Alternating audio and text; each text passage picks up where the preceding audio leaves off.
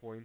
There are many that are seeking to know Messiah, but they remain unwilling, brothers and sisters, to do what He required of them. They are unwilling to go and look at the works of Messiah Yeshua. He said that we will do far greater works than Him, but unfortunately, many today don't even know the works of Messiah. They don't even know what He did. They don't even know, or they know, but they forget. They forget that Messiah Yeshua was the one that came and healed the blind man. He's the one that came and rescued those that were downtrodden. And my prayer for you is that you will go and read the works of Messiah Yeshua, that you will understand it, so that you can understand that you and I have been called to do far greater things than what He did. And that's quite a high call, and we need to understand that we cannot do this if we do not have His Ruach HaKodesh in our lives. We cannot do this if we do not have the Spirit of Yahweh living within us. Now, Yeshua has led me to write extensively this year regarding the precious words that He has been sharing with me. Regarding last year I was writing on the faithful few. This year I've been writing on the whole understanding of being a true disciple. And not only that, but the true call to war, that we are called to war. And it's important that we understand that. And this call is a call to the faithful few, a call which has been sounding and will continue to sound until Messiah Yeshua calls it to an end. When He says the time is coming to an end, then that is when we will end. But until that time, that's why it says in the book of Ephesians chapter 4, it says that He has given unto us the fivefold ministry for the edification of the body, until the time that we all come to the knowledge of who He is, until we are all a mature people. And we, unfortunately, as I keep saying, we are not there yet. So just like He called many who were listening when they left the system of the church, so too in this hour He is calling to those who are listening to leave their places they are presently in. Now, this doesn't mean that your place is wrong. It doesn't mean that you shouldn't be in a Torah group. Don't get me wrong. What I'm trying to say is that there comes a time where we need to go from the state of apathy to a place of faithfulness, a place where we turn, as it says in the book of Amos, where we turn our plowshares into swords, where we're no longer just sitting at the feet of the Master learning, but we are actually going out into the nations and doing what He has asked us to do, whether that be in your workplace, whether that be out in your, like it says in the Word, first in Jerusalem, then in Samaria, and then unto all the ends of the earth. We need to find where our Jerusalem is, and we first need to be a faithful servant with the little that He's given us, so that we can become a faithful servant. So yes, I'm speaking about the religious places of worship, where all they do is sit, discuss, learn, and take in. Brothers and sisters, He is calling out His forerunners and drawing them to His throne, where they are being shifted and trained for something special. Some of you listening to this teaching are saying, yes, I've been going through a tremendous desert experience. I've been going through a place where it's been dry and barren. And I want to encourage you today that you're not the only one. There are many out there at this present time that have been going through a desert. But brothers and sisters, know that seasons change. When the seasons change and when the rain comes, your season will change. And that's when you need to say, what is it, Abba Father, that you're expecting from me? What is it that you want me to do, and how can I go out and do what you're asking me to do? So in order for us to fully understand, and they committed themselves to Him and continued the work of advancing the kingdom of their God. It's one thing to learn and study and get the word of Yahweh in you, but the truth is that word causing you to advance His kingdom upon this earth, whether it be small or whether it be great? It doesn't mean that all of us have to be the next evangelist or prophet, but what you need to understand is you need to take what He has given you and you need to mature in it, and you need to become a witness for Him in these final days. He desires for you, as He said to His disciples, go out, make disciples of all nations, teaching them what I have taught you. That commission, brothers and sisters, remains with us today, and we need to still be not only making believers, we need to be making disciples, people who will stand in the kingdom of Yeshua, that will not be moved by every wind of doctrine that comes across their path, but that they will know who they are.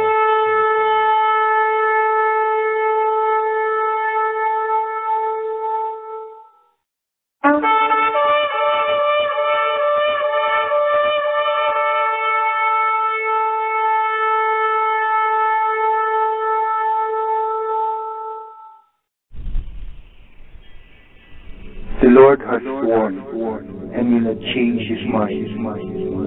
You are a priest forever in the order of MelchiZEDEK.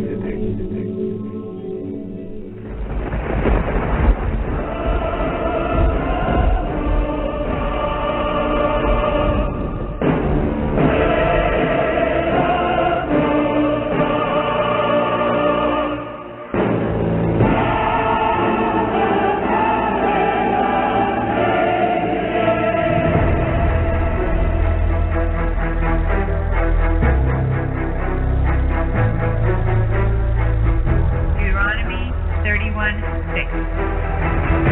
be strong and courageous.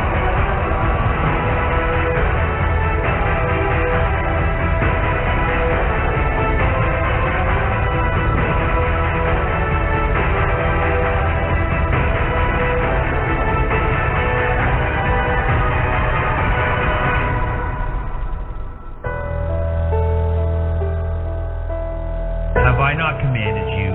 Be strong and courageous.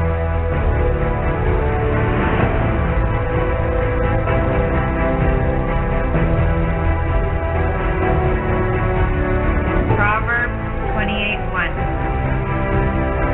The wicked run away when no one is chasing them, but the godly are bold lions. 2 Timothy 1:7. For God has not given us a spirit of fear and timidity, but of power, love, or self-discipline. For me? You want to have me work for you? I want you to work for me. I want you to represent me. Absolutely. Anything I can do for you, just tell me. I need you to go back to that prison cell that I took you out of, because there's a whole bunch more that need to know about me and my love and my truth. Will you go for me? In a heartbeat. I would gladly serve you any way you want, any way you ask. I need to forewarn you. I'm going to send you out, and you'll be as sheep among wolves. They'll kill you. They'll destroy you. They'll hate you. They'll persecute you. They will do whatever they can.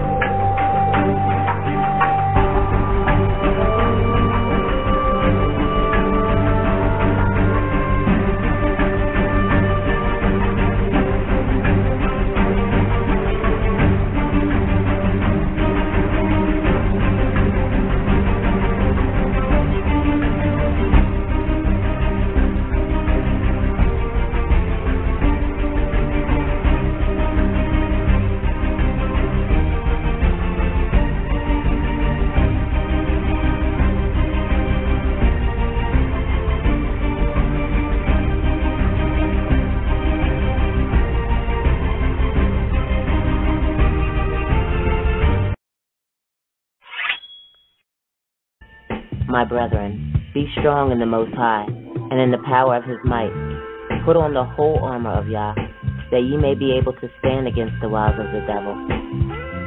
For we wrestle not against flesh and blood, but against principalities, against powers, against the rulers of the darkness of this world, against spiritual wickedness in high places. Wherefore, take unto you the whole armor of the Most High, that ye may be able to stand and withstand in the evil day. And having done all to stand, stand therefore, having your loins girt about with truth, and having on the breastplate of righteousness, and your feet shod with the preparation of the gospel of peace. Above all, take the shield of faith, wherewith ye shall be able to quench all the fiery darts of the wicked, and take the helmet of salvation and the sword of the Spirit, which is the word of the Most High Yah. 10, 9, 8, 7, 6, 5, 4, 3, 1, 0.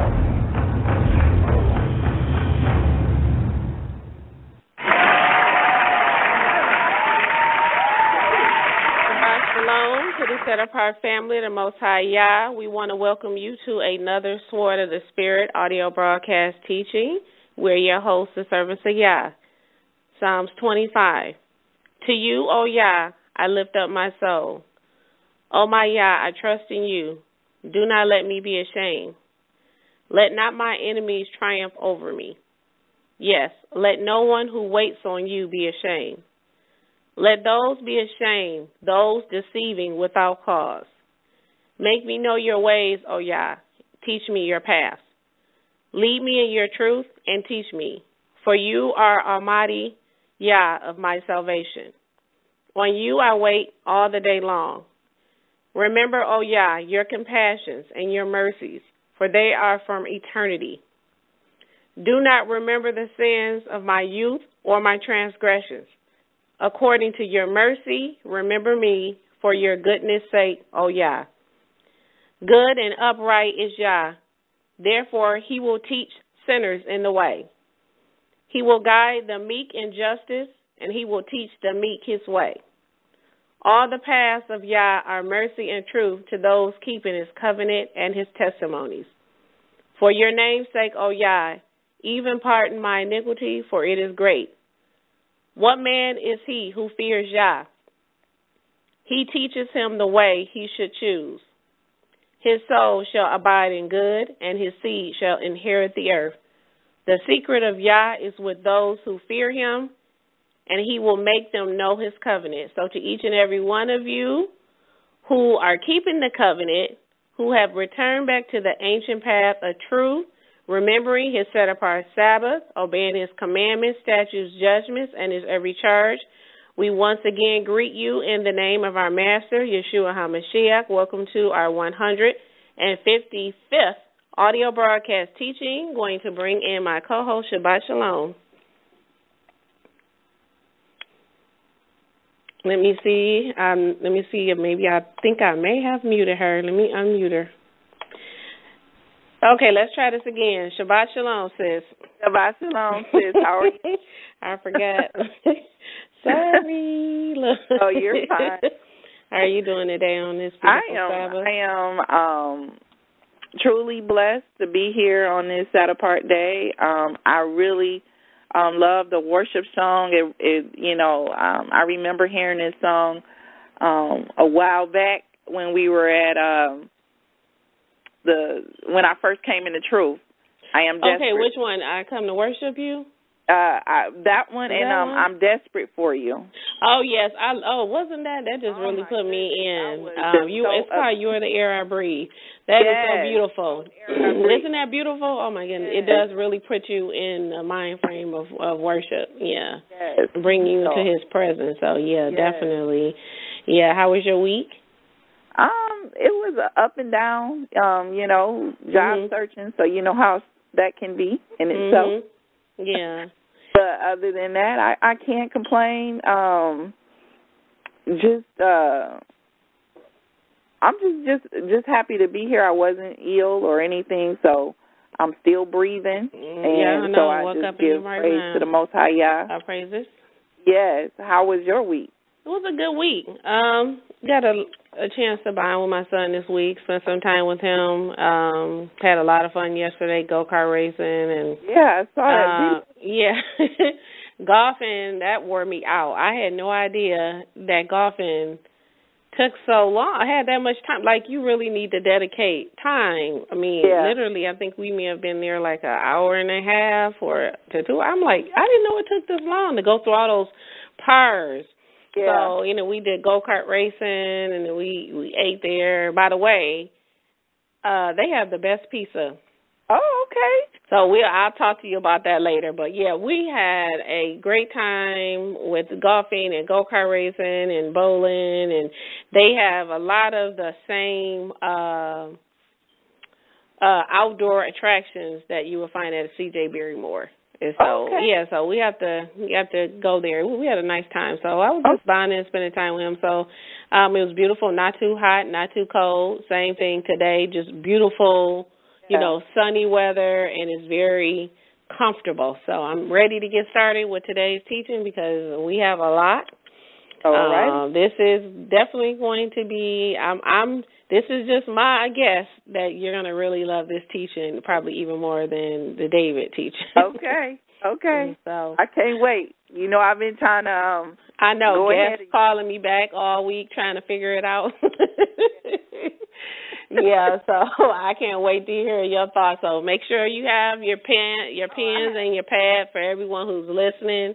Have your scriptures open because you are definitely going to be taken through a ride. So I'm going to go ahead and get started with today's teaching. Our 155th audio broadcast teaching is entitled After the Order of MelchiZEDEK.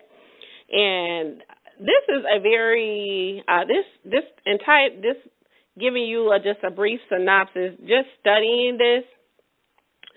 The reason, I even went into this was because someone planted a seed, but I did not have the full understanding. And the seed that was planted was enough for me to go and do my own extensive studying and research.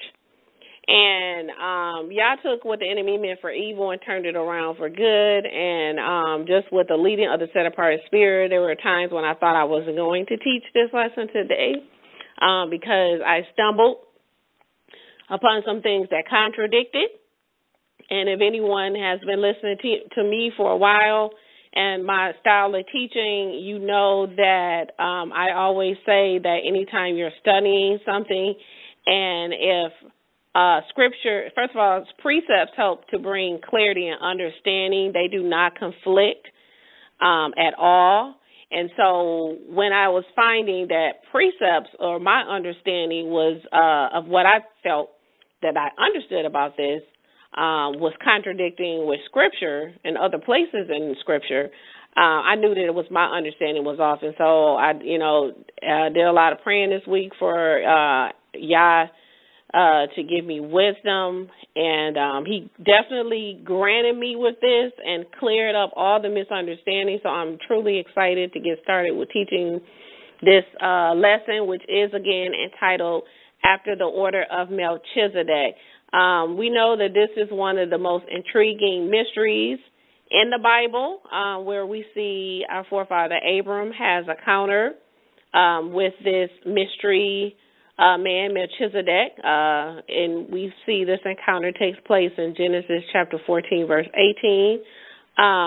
Very little is known about MelchiZEDEK, but what we do know is that the Scripture states that MelchiZEDEK is both a king and a priest, and we also know that several witnesses in Scripture, as well as Yah himself, swore that our Messiah, Yeshua, would become the high priest after the order of MelchiZEDEK forever. And we know that Yah rarely swears, so when he's swearing by himself that our Messiah will be after the order of MelchiZEDek, we need to know who MelchiZEDek is. We need to know what his order is and why he is so important. There have been many who have declared that this person fulfills the identity of MelchiZEDek, or no, is this person that's MelchiZEDek. And so there are many righteous ones in the Scriptures that many identify as being MelchiZEDek, but we need to look to the clues that the Bible provides for us to help lead us to the true identity of who MelchiZEDek is.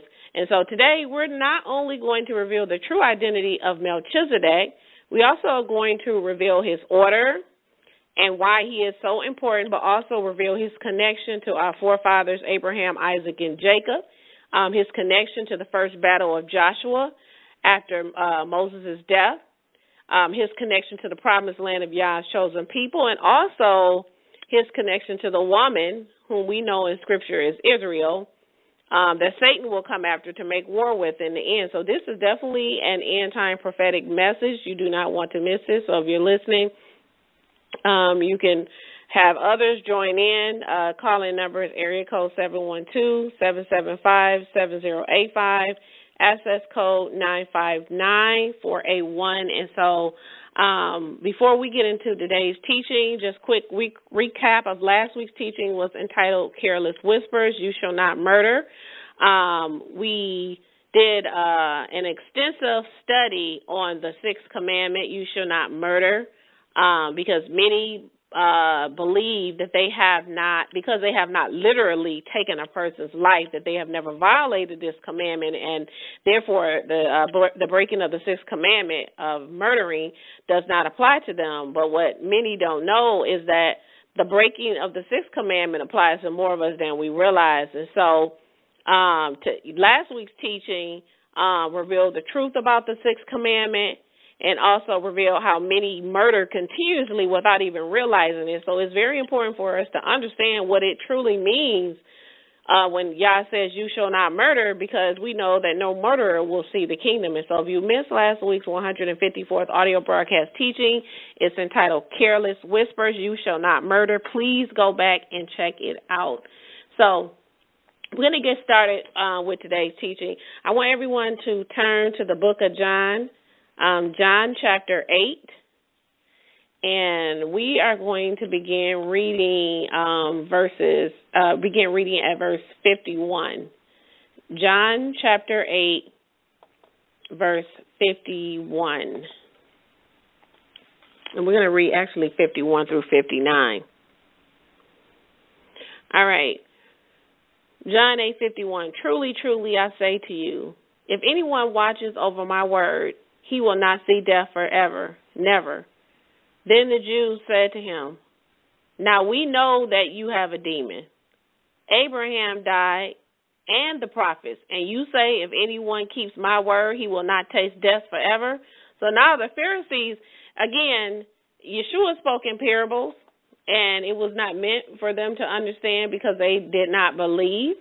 And so oftentimes when he spoke in his parables, they did not understand. It was because of the hardness of their hearts and their disbelief that they could not understand the mysteries of the kingdom. So Yeshua is saying that if anyone watches over his word, that they would not see death.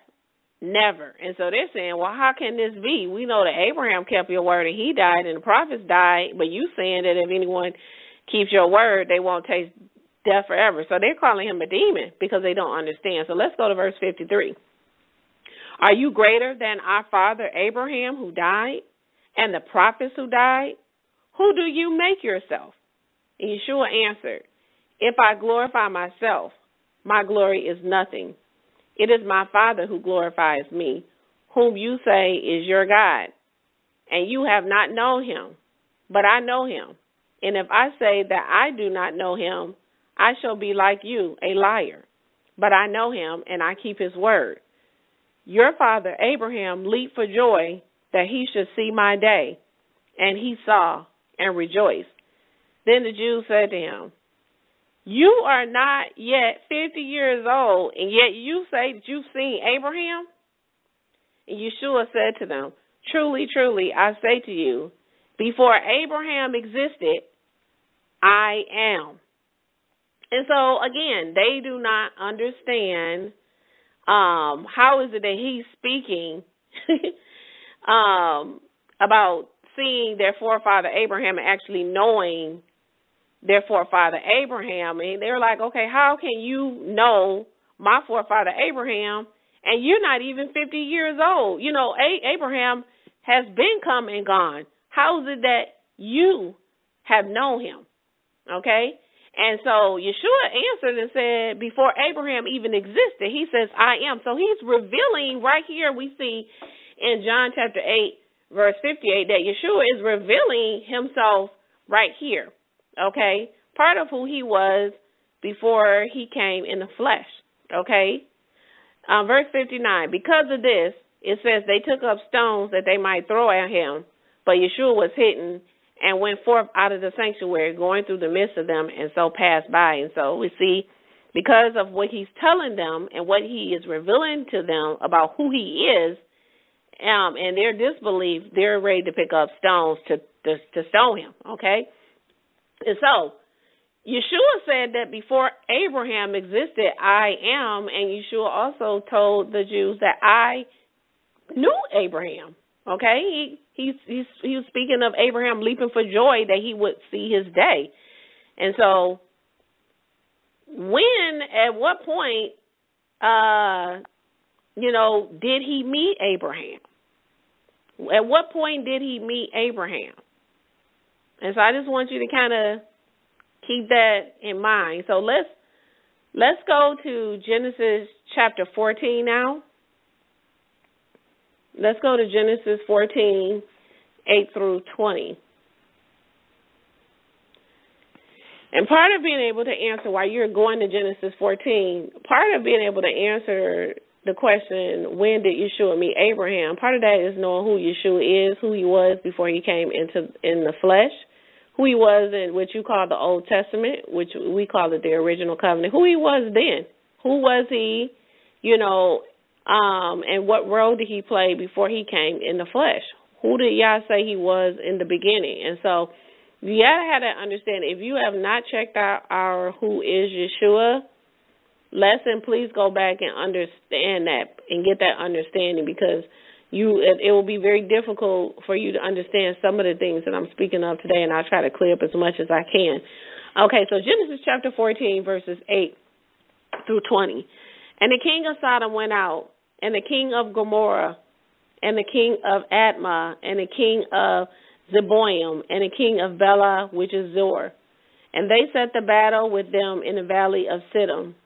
And Chelamor, the king of Elam, with Tidal, the king of the nations, and Armaphel, the king of Shinar, and Ariak, the king of Lizer, 4 kings with the 5. And the valley of Siddim was pitted with asphalts and pits, and the kings of Sodom and Gomorrah fell there. And they that remained fled to the mountains. And they took all the goods of Sodom and Gomorrah and all their food and went away. And they took Lot, the son of Abram's brother, and his goods and left, and he was living in Sodom. And one who had escaped came and told Abram the Hebrew, for he was living among the oaks of Mir, Amorite, the brother of Eshcol and Aner. And these were possessors of a covenant with Abram. And when Abram, look at verse 14, when Abram heard that his brother was captured, even then he led out his trained men born in his household, 318 men. So word gets back to Abram that his brother was captured, okay? And so Abram had trained men born of his household, and he gathered 318, and they pursued as far as Dan. And he divided against them by night, he and his slaves, and he struck them and pursued them as far as Horbah, which is on the left of Damascus. And he brought back all the goods, and also back his brother, and also the women and the people. So we see that Abram is victorious in his victory, and he brings back all that they took, including his brother, the women, and the people. In verse 17, and the king of Sodom went out to meet him. And after returning from smiting Cheladorah, the king which were with him, the valley of Shiva, it being the valley of the king. Now, let's pay very close attention to verse 18, because this is pretty much the premise of today's teaching. So this is after the battle. He's victorious. Look who is coming to greet him. Verse 18, and MelchiZEDEK, king of Salem, brought out bread and wine, and he was the priest of the Most High Yah. And he blessed him and said, blessed be Abram of the Most High Yah, possessor of heaven and earth, and blessed be the Most High Yah, who has delivered your enemies into your hand. And he gave him a tithe or a tenth of all. And so we see here, let's talk about some of the things that we see here, what we just read. First, Genesis 14 and 18 says that MelchiZEDEK is the king of Salem. And number 2, not only that, MelchiZEDEK is a king and a high priest of the Most High. Okay? So number 1, MelchiZEDEK, and you want to write this down, MelchiZEDEK is the king of Salem. And number 2, MelchiZEDEK is a king and a high priest of the Most High Yah. Okay? He's a king and a priest. All right. And number 3, we know that Abram, because he wasn't Abraham yet, Yah had not changed his name, he was still Abram. We know that Abram tithed 10% to MelchiZEDEK. Okay? Abram tithed 10% to MelchiZEDEK. And so these are the things that we know thus far. Okay? Now, there is no one else in the Bible that has ever held the dual title as king and high priest except one person. Again, so who is MelchiZEDEK? Because per Genesis 14 and 18, he is said to not only be a king, but also the high priest of the Most High Yah. So per what we know in Scripture so far, it's pretty safe to say that MelchiZEDEK is the only one who holds this dual title. So again, we still haven't answered the $1 million question. Who is MelchiZEDEK? Okay? And so we're going to go to a precept. Let's go to Zechariah chapter 6. Zechariah 6. And we're going to read 12 and 13. And speak to him, saying, so says Yah of hosts, saying, behold, the man whose name is the branch, and he shall rise up out of his place, and he shall build the sanctuary of Yah. Even he shall build the sanctuary of Yah, and he shall bear the majesty, and shall sit and rule on his throne. He shall be a priest on his throne, and the counsel of peace shall be between the two of them. So who is Zechariah in chapter 6, 12 and 13 speaking of? Okay, verses 12 and 13 are referring to the Messiah returning and building the sanctuary of Yah, and it says between the two of them. When you see where it says between the two of them, highlight, underline, whatever that is, between the two of them, it is referring to both the office of king and priest when you say where it says between the two of them. Okay? Whereas Israel's time, in their time, the priests were from the tribe of what? Levi. Okay? And the kings were from the tribe of what? Judah. But according to Scripture, what we just read, the prophecy in the millennium, there is one who is prophesied to be both king and priest, okay, after the order of Melchizedek. And it was Yeshua who was prophesied to be both king and priest, but after the order of Melchizedek, okay? Let's read a couple of precepts. Precept Isaiah 9, 6, and 7. Isaiah chapter 9, and then we're going to read verses 6 and 7. For unto us a child is born, to us a son is given, and the government is on his shoulders. And his name is called Wonderful Counselor, the Mighty Yah, the Prince of Peace, the one who fathered everlasting life. There is no end to the increase of his government and of peace on the throne of David, and on his kingdom to order it and to sustain it with justice and with righteousness.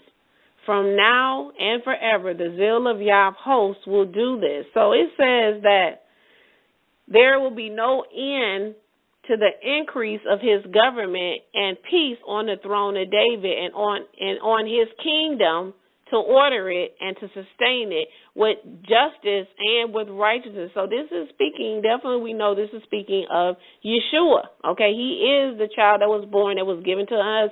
A government of peace will be on his shoulder. There will be no end to the increase of his government. Okay, and his government will be ordered and sustained with justice and righteousness. Okay, let's read Psalms 110 and verse 4. Psalms 110, verse 4. Yah has sworn and will not repent. You are a priest forever, according to the order of Melchizedek. So we see here that Yah has sworn, and he said he will not repent. That means he will not change his mind, okay? Remember, repent does not mean turn away from sin. Yah does not need to turn away from sin. To repent means to change your mind, okay? So he said, I have sworn. He said, I'm not changing my mind about it. He's speaking of Yeshua, that you will be a priest forever, but it will be according to the order of Melchizedek, okay? And so since Yeshua was prophesied to be both king and priest after the order of Melchizedek, now we need to identify the order of Melchizedek. So what is the order of Melchizedek? Okay. Blue Letter Bible for this particular scripture, Melchizedek means king of righteousness. According to the Blue Letter Bible, in the context in which it is being spoken, in 110 and various other scriptures, Melchizedek means king of righteousness. Strong Hebrews 4:4-2 says an early king in Palestine. Okay? So, the order of Melchizedek is an order of righteousness. This is the order of Melchizedek, an order of righteousness. Now, I'm getting ready to take you guys to the next level, and I'm going to need you to buckle your seatbelts and to stay with me.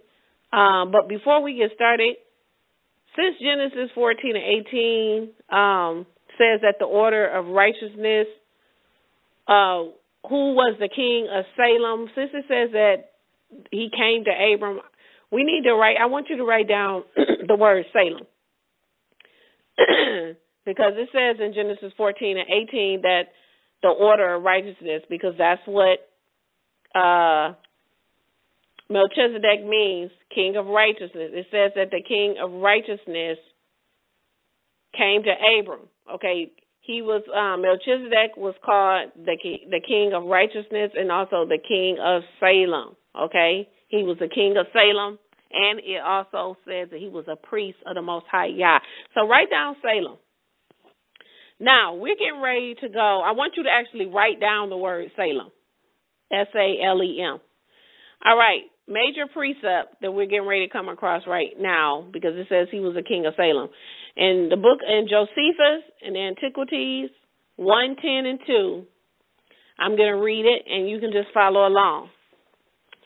So Abram, when he had saved the captive Sodomites, who had been taken by the Assyrians, and Lot also his kinsmen. So we see that Josephus in Antiquities of the Jews, we see that he is recounting the same event, the same battle, okay, that Abram was victorious over in Genesis chapter 14. And so now we're reading the same thing in Josephus. So Abram, when he had saved the captive Sodomites, who had been taken by the Assyrians, and Lot, also his kinsmen, returned home in peace. Now the king of Sodom met him at a certain place, which they called the King's Dale, where Melchizedek, king of Salem, received him. So also, we see that Josephus is also stating that Melchizedek was also the king of Salem, just as we saw in Genesis chapter 14. It says, where Melchizedek, the king of Salem, received him. That name signifies the righteous king, and such. He was without dispute, insomuch that on account of this, he was made the priest of Yah. However, they afterwards called Salem Jerusalem. Jerusalem. Are you looking at this? Melchizedek, we read in Genesis chapter 14-18 that Melchizedek was the king of Salem and the high priest of Yah. Melchizedek is the king of Salem, which Josephus reveals which was later renamed Jerusalem. Put a J-E-R-U in front of Salem and you get Jerusalem. According to Josephus, Antiquities 1:10-2. And in the Hebrew, Salem means peace. Salem means peace. So it says that Melchizedek was the king of Jerusalem. And he also was the high priest of Yah. It gets better. We just warming up. We haven't gotten hot yet. Let's go to Psalm 76. Psalm 76, and we're going to read verses 1 and 2. Yah is known in Judah. His name is great in Israel, and his abode is in Salem, and his dwelling place is in Zion. So we're seeing the same thing here. See, this is how you line up precepts, because when you line up scripture, it should all come together, bring clarity and understanding, not bring confusion and contradict one another. Okay? It says, Yah is known in Judah. His name is great in Israel. His abode is in Salem. This was an ancient name for Jerusalem. Josephus told us that Salem was later renamed Jerusalem. So MelchiZEDEK was the king of Jerusalem. Salem. According to Strong Hebrews 8004 and the Blue Letter Bible, it says Salem means peace.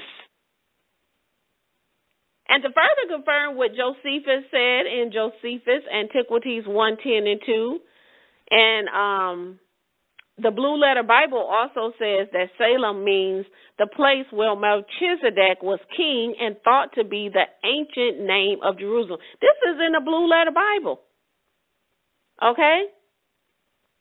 The Blue Letter Bible also says that Salem, in addition to it meaning peace, the Blue Letter Bible also says that Salem means the place where MelchiZEDEK was king and thought to be the ancient name of Jerusalem. It also says a place in Palestine.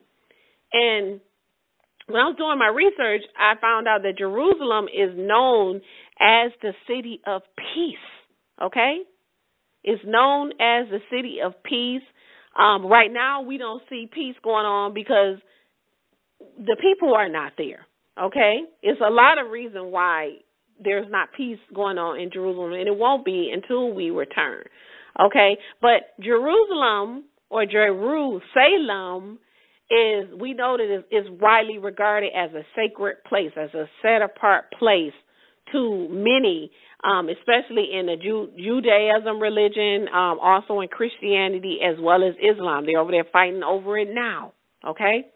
But historically, Judah was also the well-known capital of Israel and Judah during the Bible time. So in the earliest time, Jerusalem was also pronounced Jerusalem, okay, or Shalem, Shalem. Even today, we can find many of the Hebrews calling it Jerusalem instead of Jerusalem, okay, but Jerusalem is, the root word for Jerusalem is Salem, Salem, and they say that it is derived from Shalom, Shalem, or Shalom. So when we say Shabbat Shalom, Jerusalem, Shalom, Jerusalem is known as the city of peace. Salam means peace. So when you're saying Shabbat Shalom, it means a place or a city of peace. Okay? And so MelchiZEDEK was noted in Genesis 14 and 18 as the king of righteousness and peace, because he was, MelchiZEDEK means what? King of righteousness. Salam or Salem means peace. So MelchiZEDEK, in essence, was noted in Genesis chapter 14 and 18 as the king of righteousness and the king of peace. And so what Genesis 14 and 18 is doing is giving us the title of an office, okay? The title of an office is revealing to us an order that our coming king of Jerusalem will be patterned after. And so MelchiZEDEK represents the first order or the first office of the priesthood that points us to Yeshua and the reestablishment of this order. And so the MelchiZEDEK that Abraham tied it to, without having yet revealed his identity, because I still haven't done that yet, but the MelchiZEDEK that Abraham tied it to, this MelchiZEDEK points us to and represents a title or an office of an order that will be one of righteousness, that will be one of an everlasting peace. Yeshua is the King of righteousness, and he is the King of peace, and he most definitely is and will be the King of Jerusalem. And so let's go to Isaiah chapter 9. As you know, I'm going to be reading some. Just write these down because I'm going to be going so fast. They're very short. I write these down, but I'm going to read them, and you can go back later. Isaiah 9, 6, and 7. For to us a child is born, to us a son is given, and the government shall be upon his shoulders, and his name shall be called Wonderful Counselor, Mighty Yah, Everlasting Father, Prince of Peace.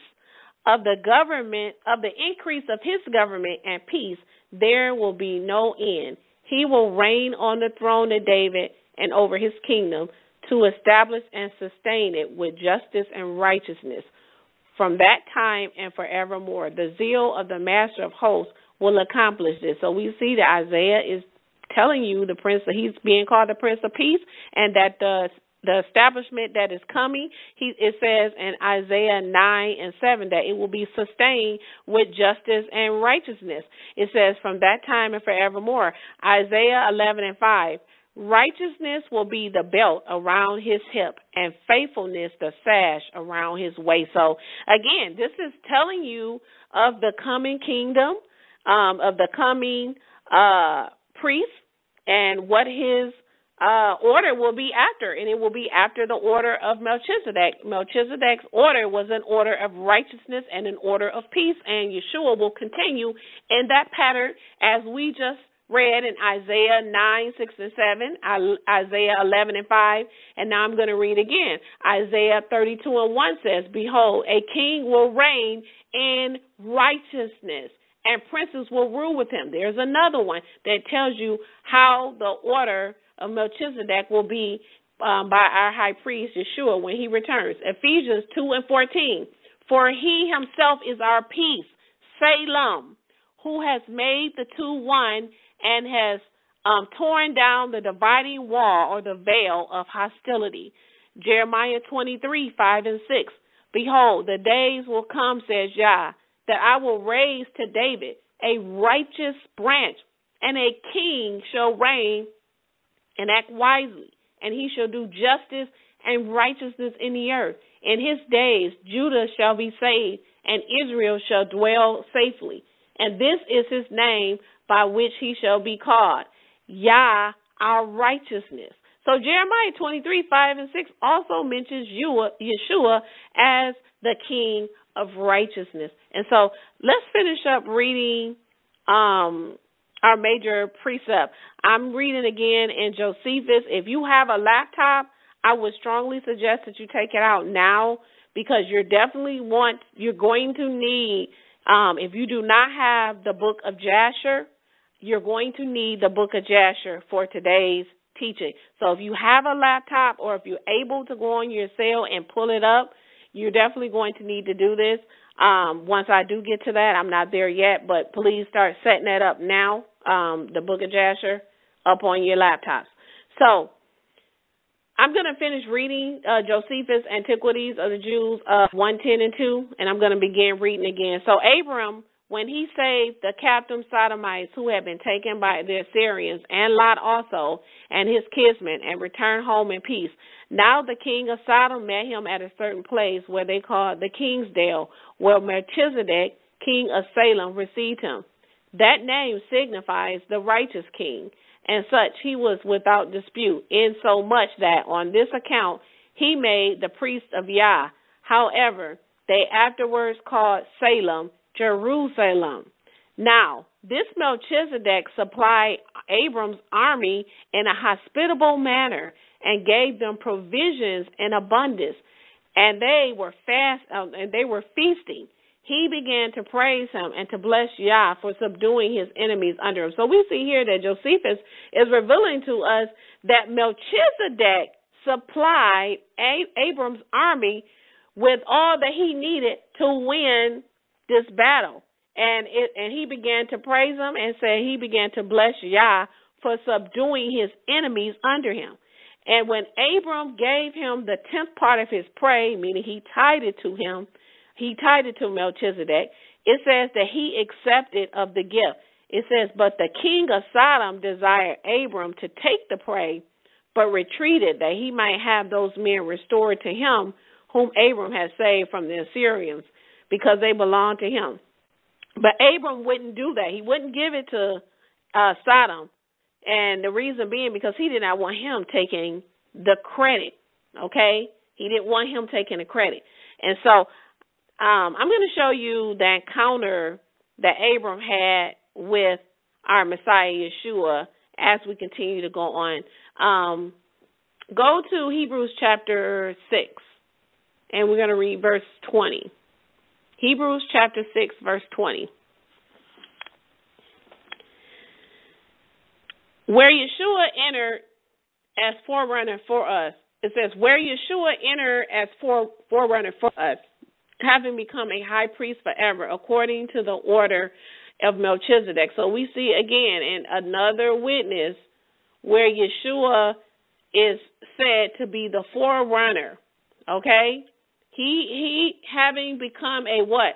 High priest forever, after or according to what order? According to the order of Melchizedek. Again, what is the order of Melchizedek? An order of righteousness and an order of peace. And so Hebrews 6:20 is saying that Yeshua, our master, has entered as a forerunner. Okay? Again, so what is this saying? It's saying that Yeshua was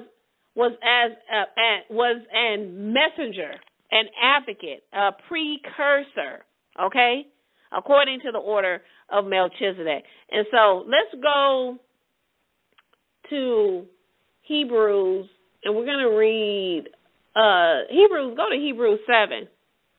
We're going to read verses 1 through 13. Hebrews 7, 1 through 13. For this, Melchizedek, king of Salem, a.k.a. king of righteousness, he's also the king of Jerusalem. For this, Melchizedek, king of Salem, priest of the Most High, the one meeting Abraham, returning from the slaughter of the kings and blessing him, to whom also Abraham divided a tenth from all, first being interpreted king of righteousness, and then also king of Salem, which is king of peace. So we see that Hebrews 7 is pretty much verifying everything that Josephus said and what we previously have read in other scriptures. Another version says, and to him Abraham gave him a tenth part of everything. He is first, by translation of his name, king of righteousness, and then he is also king of Salem, that is king of peace. Let's go to verse 3, Hebrews 7 and 3.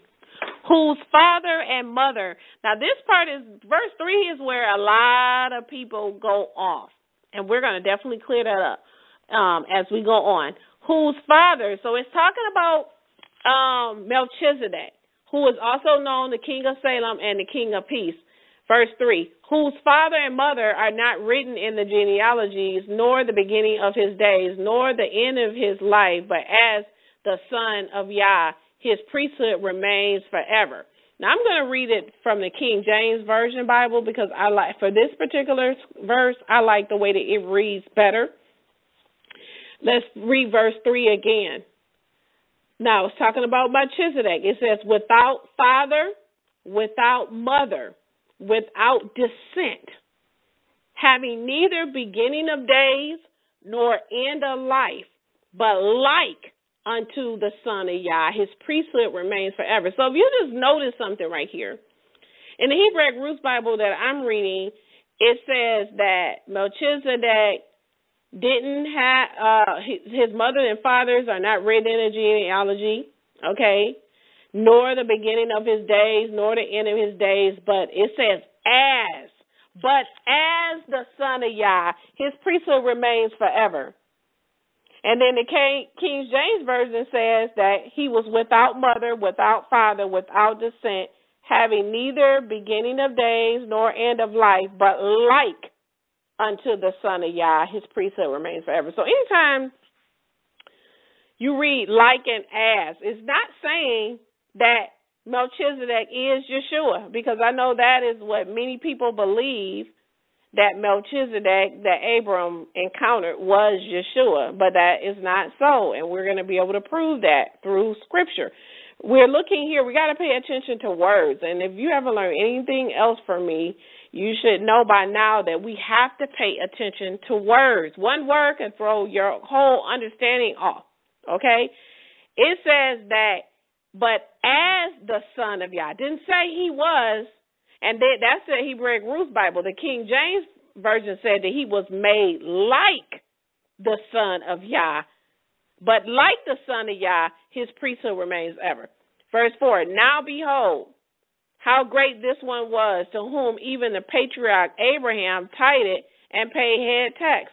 For they of the sons of Levi who received the priesthood were authorized by the Torah that they should take the tithes from the people, even from their own brethren who also came out of the loins of Abraham. So we're seeing a comparison that's going on here, because they're speaking of those of, if we talk about Scripture and who was given the office of the services, who was given the charge of taking the tithes, we know that was given to the sons of Aaron, Levi, who received the priesthood, okay? And what this is saying is that Melchizedek was not from Levi, yet he received the tithes from Abram. As the Son of Yah, like the Son of Yah, it says his priesthood remains forever. So, according to the Blue Letter Bible, like and as, okay, it means to model or to pass off. It's in the image of. Okay, this is the Blue Letter Bible for like and as is being used in this context. It says to resemble, to cause a model to pass, to image or shape like. Now, for my educators out here, what is a simile? What is a simile? A simile is used to what? To compare two unlike what? Things. So, for example, if I say John is as blind as a bat, I'm not saying that John is actually blind and that he can't see, or that John is a bat, but John is, I'm comparing it. I'm making a contrast. He is as blind as a bat. That means he can't what? He can't see. He is blind as a bat. Didn't say that John is a bat, but he is blind as. So the same thing, what we're reading here in Hebrews chapter 7, where it says Melchizedek had neither beginning of days nor end of life, without father and mother, but like as the Son of Yah, his priesthood remains forever. Okay? Thesaurus.com, it also says to produce a facsimile. Also, a facsimile, according to thesaurus.com, is a reproduction, a likeness, a resemblance, and then it says a splitting image. So if we can just continue to ask the questions, because if someone is like someone, sometimes we're made in his image, but we're not Yah. Someone can be like someone in the way that they think, in the way that they move and behave. When he says we're like-minded people, that doesn't mean I'm Prina and Prina is me or anyone else that's in the body, but we think alike, okay? We're in the likeness of. And so, again, we're going to continue to ask this question until we get all the way, until I'm going to answer is who is Melchizedek, okay? So in Hebrews chapter 7, verses 1 through 4, as it pertains to tithing, Paul is revealing that tithing was instituted way before the covenant at Mount Sinai in the Levitical priesthood. Because, again, Abram, okay, that's way before he was called Abraham, way before Isaac, way before Jacob, and then Jacob had his sons, and Levi was one of them. Okay, so Abram tithed, okay, way before there was a Levi, way before our other forefathers, okay? Abram tithed. Okay? And so there was no Levi, there was no Levitical priesthood, yet he tithed to the king of Salem, the king of Jerusalem, the king of righteousness, MelchiZEDEK, and it said that MelchiZEDEK accepted the gift. So, what we're reading in Hebrews 7, 1 through 4, as it pertains to tithing, again, Paul is revealing that tithing was instituted way before the covenant at Mount Sinai and the Levitical priesthood, and that during the time of Israel, after the golden calf incident, Yah shared his tithe with Levi during the period of the temple sacrifices. If you want to read about that, you can go to Numbers chapter 18, read, I think it's verse 6 through 14. I'm not going to read it now. But this is what we're reading. We're reading about, in Hebrews 7, 1 through 4, Paul is revealing that tithing was instituted way before the covenant that was at Mount Sinai and the Levitical priesthood. Okay?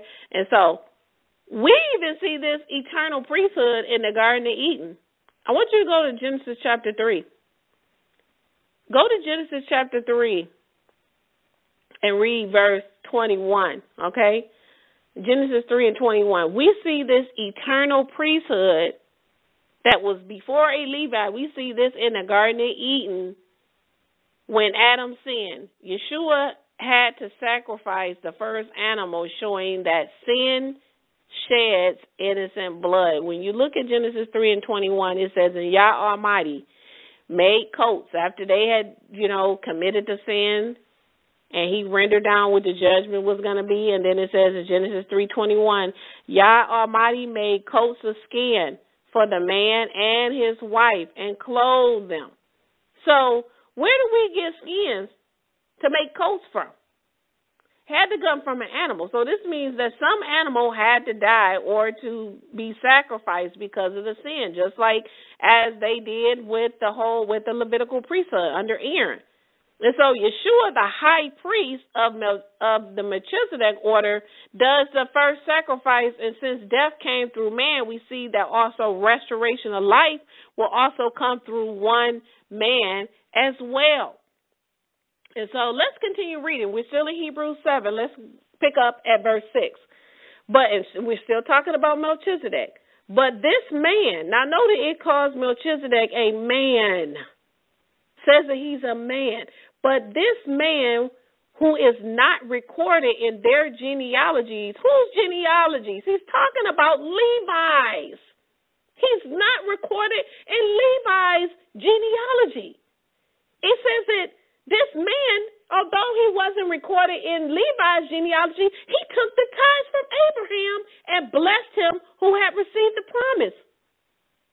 Are you understanding what's going on here? What Paul is trying to reveal? It says, but it is beyond controversy that the inferior is blessed by his superior. And here, here it says, men who die receive the tithes. Men who die receive the tithes. We know those that came from Aaron and Levitical priesthood were mere men. And these men would die. No one was going to become and remain the high priest forever, because you lived a certain amount of time, a certain length of time, and then you died and had to be passed on. That's how it was in Levitical priesthood. When you were in that genealogy, you knew that if you were a Levite and your father was the priest, it was going to be passed on. So MelchiZEDEK was not in this order. And so Paul is saying here he says men died when they received the tithes. He says, but there is he of whom the scripture testifies that he lives, receives them.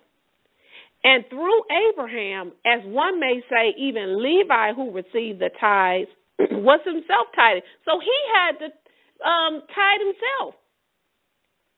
For he, who is he? He's talking about Levi, was yet in his father's loins when MelchiZEDEK met him. Levi was in his father's loins when MelchiZEDEK met him. If therefore perfection had been reached by the Levitical priesthood, by which the Torah was enacted for the people, he says, what further need was there for another priest to rise after the order of Melchizedek? So this is not saying that the Melchizedek that Abram encountered was Yeshua. I know a lot of people teach that and say Yeshua was Melchizedek. No, it wasn't. And we're going to be able to prove that. We're seeing scriptures already. We got to be able to understand words. What further need was there for another priest to rise after the order of Melchizedek? Otherwise, the scriptures would have said that he would be after the order of Aaron. Okay? So it says that Yah swore in Psalms 110 that Yeshua would be a priest unto him after the order of Melchizedek forever. Unlike with Levi, they die, and then you got to keep passing on to somebody else. Yeshua will be that forever. There will be no passing on to anyone else, and he is not of the tribe of Levi. He's from Judah. All right? Where we were known for the kings.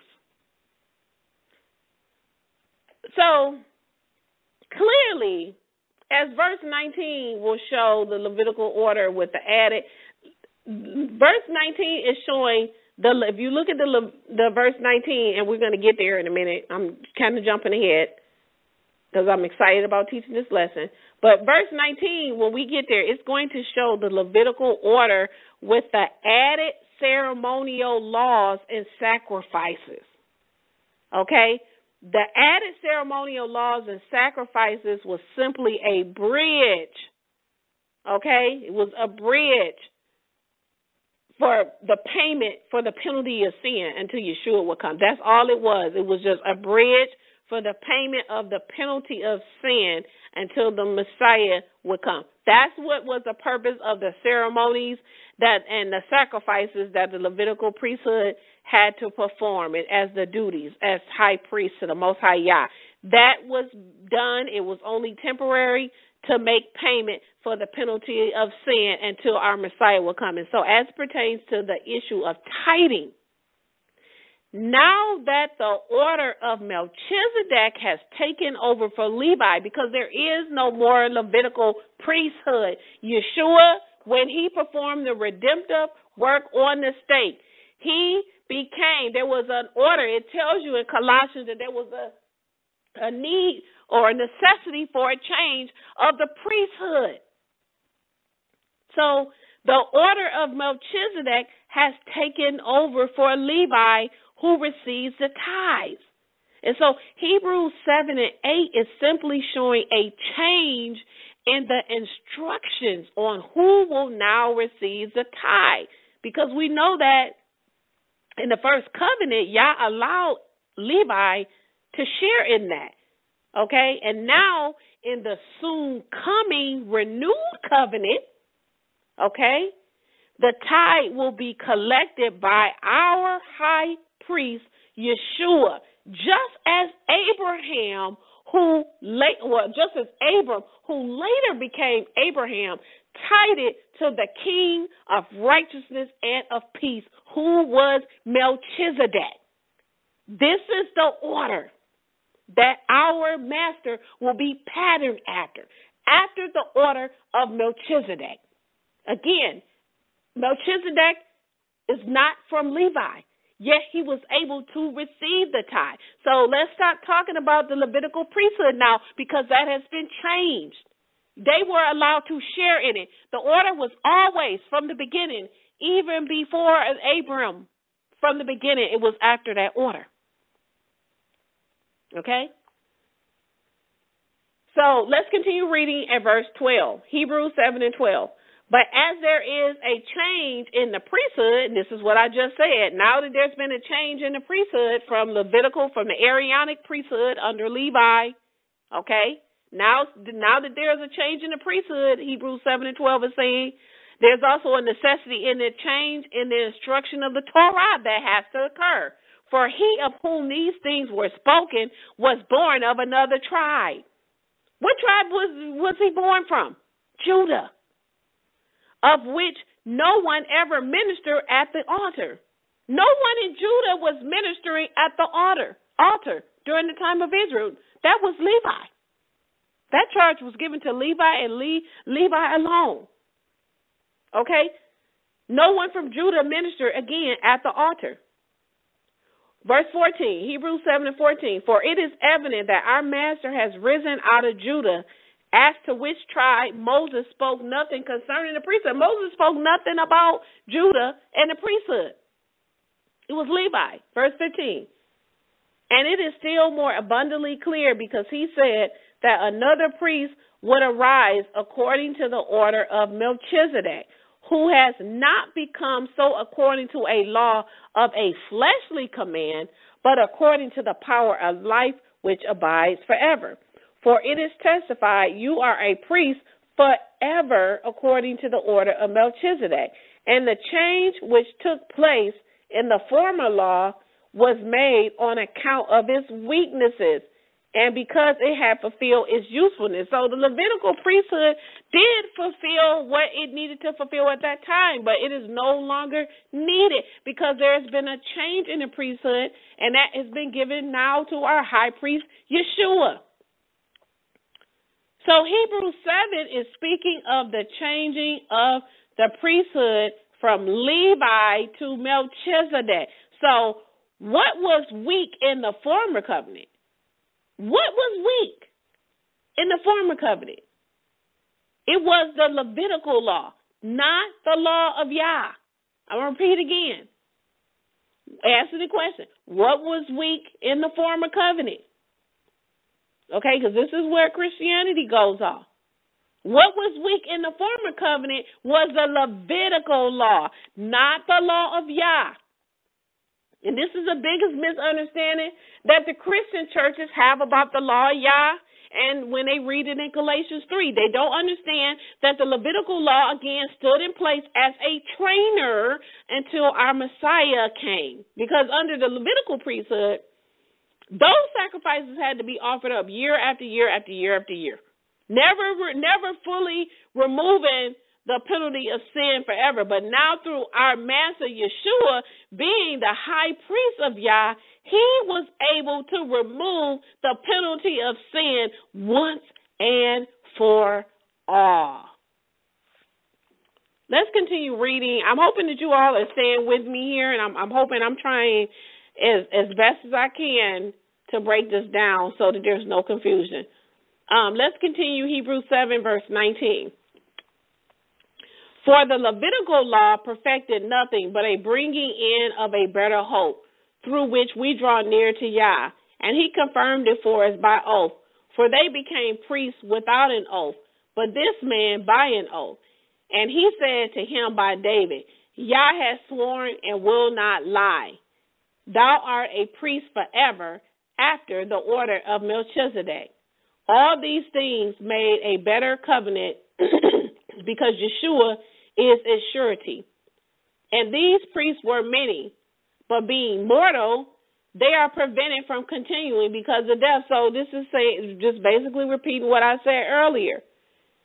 Earthly men die, okay? There were many Levitical priests. In verse 23, we're looking at it. It's telling you that. But because they were mortal, meaning of the flesh, they were prevented from continuing. There was no one that was the Levitical priest in Moses' time that's still alive today. Okay? But this one, talking about Yeshua, because he is immortal, has a priesthood which remains forever. So let's go to 25. Let's go down Hebrews 7:25. And from this, he is able to save forever those who come to Yah through him, because no man comes to the Father but through him, because he lives forever to intercede on their behalf. For this is the kind of high priest that is proper. He said this is the high priest that is proper for us, not a high priest that die and get sick and get old. A high priest that lives forever. That Paul is saying this is the proper high priest for us. Holy, meaning set apart, harmless, undefiled, separated from sinners, and having become higher than the heavens, who has no need, as do the high priest, to offer sacrifice day by day. Yeshua don't have no need. He don't have to go up and keep offering up no sacrifices. He offered up himself, and that was all. His blood was clean, pure, and righteous enough to do it once and for all. This is what you're reading right here in Hebrews 7:27. Who has no need, as do the earthly high priest, to offer sacrifices day by day, first for his own sin, then for those of the people. They had to do that. Levitical priesthood had to offer up for their sins and then for the people. Yeshua doesn't have to do that. It says, for he did this once and for all, offering himself up. For the Levitical law, the KJV Bible says, for the law makes men high priests. That should say Levitical law. The Levitical law makes men high priests who are imperfect. But the word of the oath which came after the Levitical law appoints the Son who is perfect forever.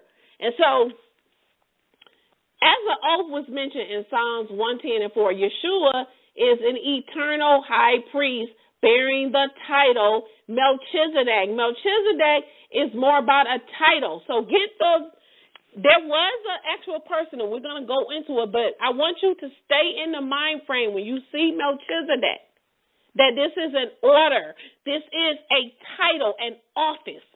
Okay? Like someone may be a lieutenant. That is not who you are. That is not your name. That is your title. That is your office, and there is a duty.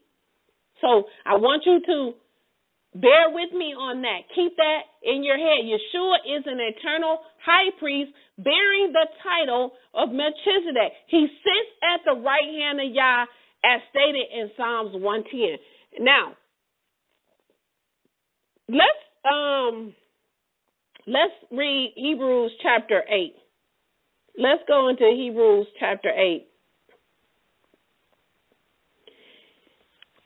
Hebrews chapter 8, verses 1 through 13.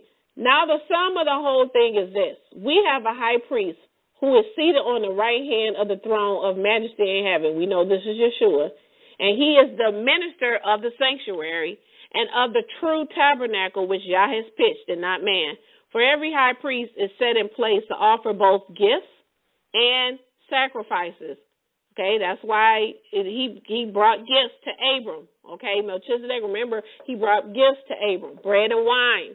It says in verse 3, for every high priest is set in place to offer both gifts and sacrifices, from which is necessary for this one also to have something which he may offer. For if he were on the earth, he would not be a priest, there being those priests offering gifts according to the law, who serve the pattern of the shadowy things of heaven. Just like the Sabbath is a shadow of things to come. Even as Moses was divinely warned, being about to make the tabernacle. For he says, see that you make all things according to the pattern being shown to you in the mount. So Moses was warned on how he had to make the tabernacle. It had to be according to the pattern that was shown to him. But now, Yeshua, the Messiah, has received a ministry which is greater than that, also by so much more. He is a mediator of a better covenant. So are the promises greater than the first covenant. So the promises through our high priest Yeshua is greater than the promises of the first covenant. For if that first was faultless, meaning if it was nothing wrong with the first one, it says that there will be no need for a second one. If it was nothing wrong with the Levitical priesthood, then they wouldn't need any other priesthood. He wouldn't be after the order of MelchiZEDEK. He would be after the order of Aaron. It says in verse 8, for finding fault with them, he said to them, behold, days are coming, says Yah, and I will make a new covenant with the house of Israel and the house of Judah, not according to the covenant which I made with their fathers in the day of my taking hold of their hand to lead them out of the land of Egypt, because they did not continue in my covenant, and I rejected them, says Yah. Because this is the covenant which I will covenant with the house of Israel after those days, says Yah, that I will put my Torah in their minds, and I will put it in there and inscribe it in their hearts, and I will be their power, and they shall be my people. And they shall no more teach one another to their neighbor, and each one his brother, saying, know Yah, because all shall know me, from the least of them to the greatest ones. For I will be merciful to their unrighteousness, and I will not at all remember their sins and their lawless deeds. In the saying, new, he has made the first old, and the thing being old, obsolete, is near disappearing. And so I'm going to grab me some water because this is going to be a heavy lesson. And so we know that Hebrews 7:3 says that MelchiZEDEK is without father or mother. He has no descent. He has no beginning of days, no end of life. So what does this mean? Because people say, well, this has to be Yeshua because it says that he don't have a mother or he don't have a father. He don't have no descent. He don't got no beginning of days. He don't have no end of days. So what does this mean? We know that Yeshua existed before Abraham, okay? And he told us that in John 8 when he told it to the Jews, okay, the Pharisees. And so as we read in John 8:56, again, Yeshua told them, he existed before Abraham. Because Yeshua told the Pharisees that he said he knew Abraham. And they said, look, you're not even 50 years old, so how can you possibly know our forefather Abraham? Again, what does this mean? Okay? So to help us to understand all of the questions that I just asked you and to help us to finally answer the question, who is MelchiZEDEK, we need to go to the book of Jasher. So because the book of Jasher provides us with more information than Genesis. The book of Jasher is also referred to as the book of the upright. And so if you have the book of Jasher or if you have a laptop, please, because you're going to need this see, I'm one of those people, you could be saying it and I may get it, but if I see it while I'm hearing it, I'm really going to get it. So if you have a laptop, I am strongly suggesting that you please pull up the book of Jasher. Just type in Jasher, and I want you to go to the 9th chapter. Jasher, chapter 9, the 9th chapter. Because there are a few questions that we need to answer. And Jasher helps clear up a lot that we're not getting in Genesis chapter 14, because we know that according to Genesis 14, our forefather Abram, he knew of the tithing system. So how did our forefather know of the tithing system if there was no Levi at that time? Because there was no Levi, because there was no Isaac and there was no Jacob. So Abraham and Isaac had Jacob. Jacob had 12 sons and Levi was one of them. So how is it possible that Abram knew of the tithing system and there was no Isaac and no Jacob, which meant there was no Levi? Okay, how did he know this? How did he know about the law of tithing, being that his father Terah was heavily into idolatry and serving the Canaanite god Baal? Okay? So let's go to the book of Jasher, and I hope you are with me. And we're going to begin at the 9th chapter, and we're going to begin reading at verse 1. Jasher chapter 9, verse 1 through 7. And Haran, the son of Terah, Abram's oldest brother, took a wife in those days. Now, remember, Abram is called Abram because his name has not been changed yet to Abraham. So when I'm saying Abram, I mean Abraham. Jasher 9 and 1. And Haran, the son of Terah, and Terah is Abraham's father. And Haran, the son of Terah, Abram's oldest brother, took a wife in those days. Haran was 39 years old when he took her, and the wife of Haran conceived and bare a son, and he called his name Lot. And she conceived again and bare a daughter, and she called her name Milcah. And she again conceived and bare a daughter, and she called her name Sarah. Haran was 42 years old when he begat Sarah, which was in the 10th year of the life of Abraham. And in those days, it says, Abram and his mother and nurse went out from the cave, as the king and his subjects had forgotten the affair of Abraham. Look at verse 5. And when Abram came out from the cave, he went to Noah and to his son Shem, and he remained with them to learn the instructions of the Most High Yah and his ways. So we see here that Noah and Shem trained Abram, a.k.a. Abraham. They trained him in the ways of Yah. Abram is learning the way of Yah through Noah and Shem. And so let me begin reading verse 5 again. Jasher 9 and 5. And when Abram came out from the cave, he went to Noah and his son Shem, and he remained with them to learn the instructions of the Most High Yah and his ways. And no man knew where Abram was. And Abram served Noah and Shem his son for a long time. We know that Noah had 3 sons, Shem, Japheth, and Ham, okay? All right, and we know that Shem is the lineage that the Israelites come from, okay? All right? So it says that Abram served Noah and Shem, his sons, for a long time. It says, and Abram was in Noah's house 39 years. So Abram lived with Noah for 39 years. And it says, and Abram knew Yah from 3 years old. So Abram knew Yah since he was 3 years old. It says that he went in the ways of the Most High until the day of his death, as Noah and his son Shem had taught him. So who taught Abram the ways of Yah? Noah and Shem. And all the sons of the earth in those days greatly transgressed against the Most High, and they rebelled against him, and they served other gods, and they forgot Yah, who had created them in the earth. And the inhabitants of the earth made themselves, the inhabitants of the earth made unto themselves at that time every man his god.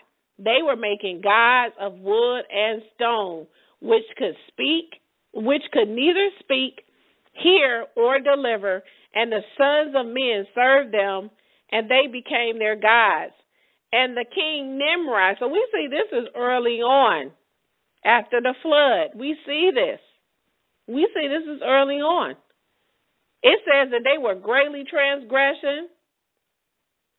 And this is after the flood. They were making gods of wood and stone.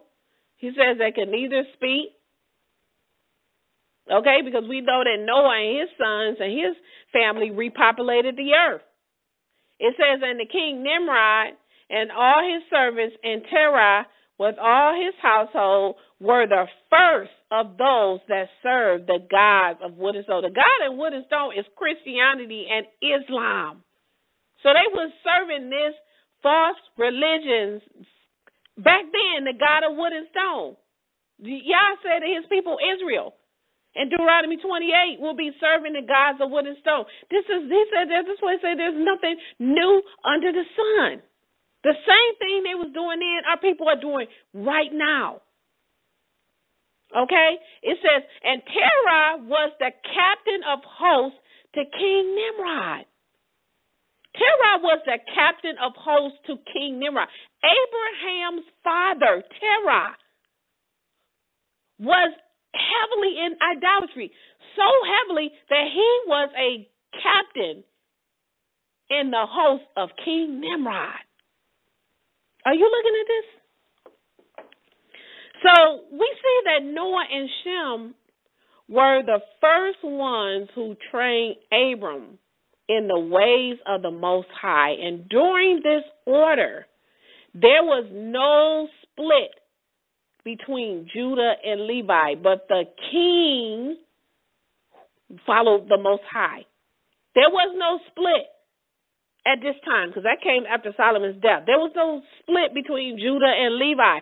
So whoever was the king was also the priest, and the priest and the king followed the Most High. Okay? Shem was the most Yah-fearing of Noah's 3 sons. At that time in the Bible, it tells us that Shem was alive at the time when MelchiZEDEK met Abraham. He was alive. MelchiZEDEK was alive Shem was alive when Melchizedek met Abraham. And so just to give you a brief timeline,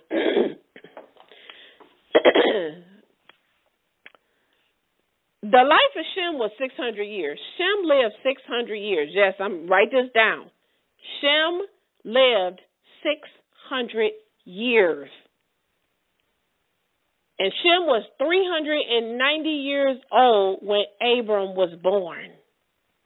He was 390 years old, Shem was, when Abram was born.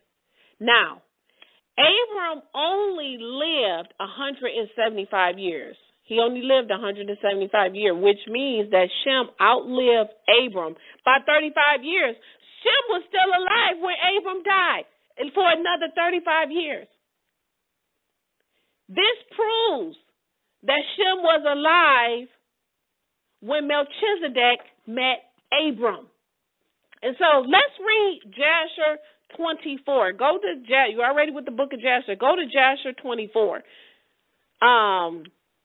We're going to go to Jasher 24 to see that even when Abraham's wife Sarah died, he still went to Shem and Eber for instructions in the ways of Yah. Go to Jasher 24, and we're going to read verse 13 through 17. Jasher 24:13. And Abraham buried Sarah with pomp as observed at the interment of kings, and she was buried in very fine and beautiful garments. So they put Sarah away very nicely.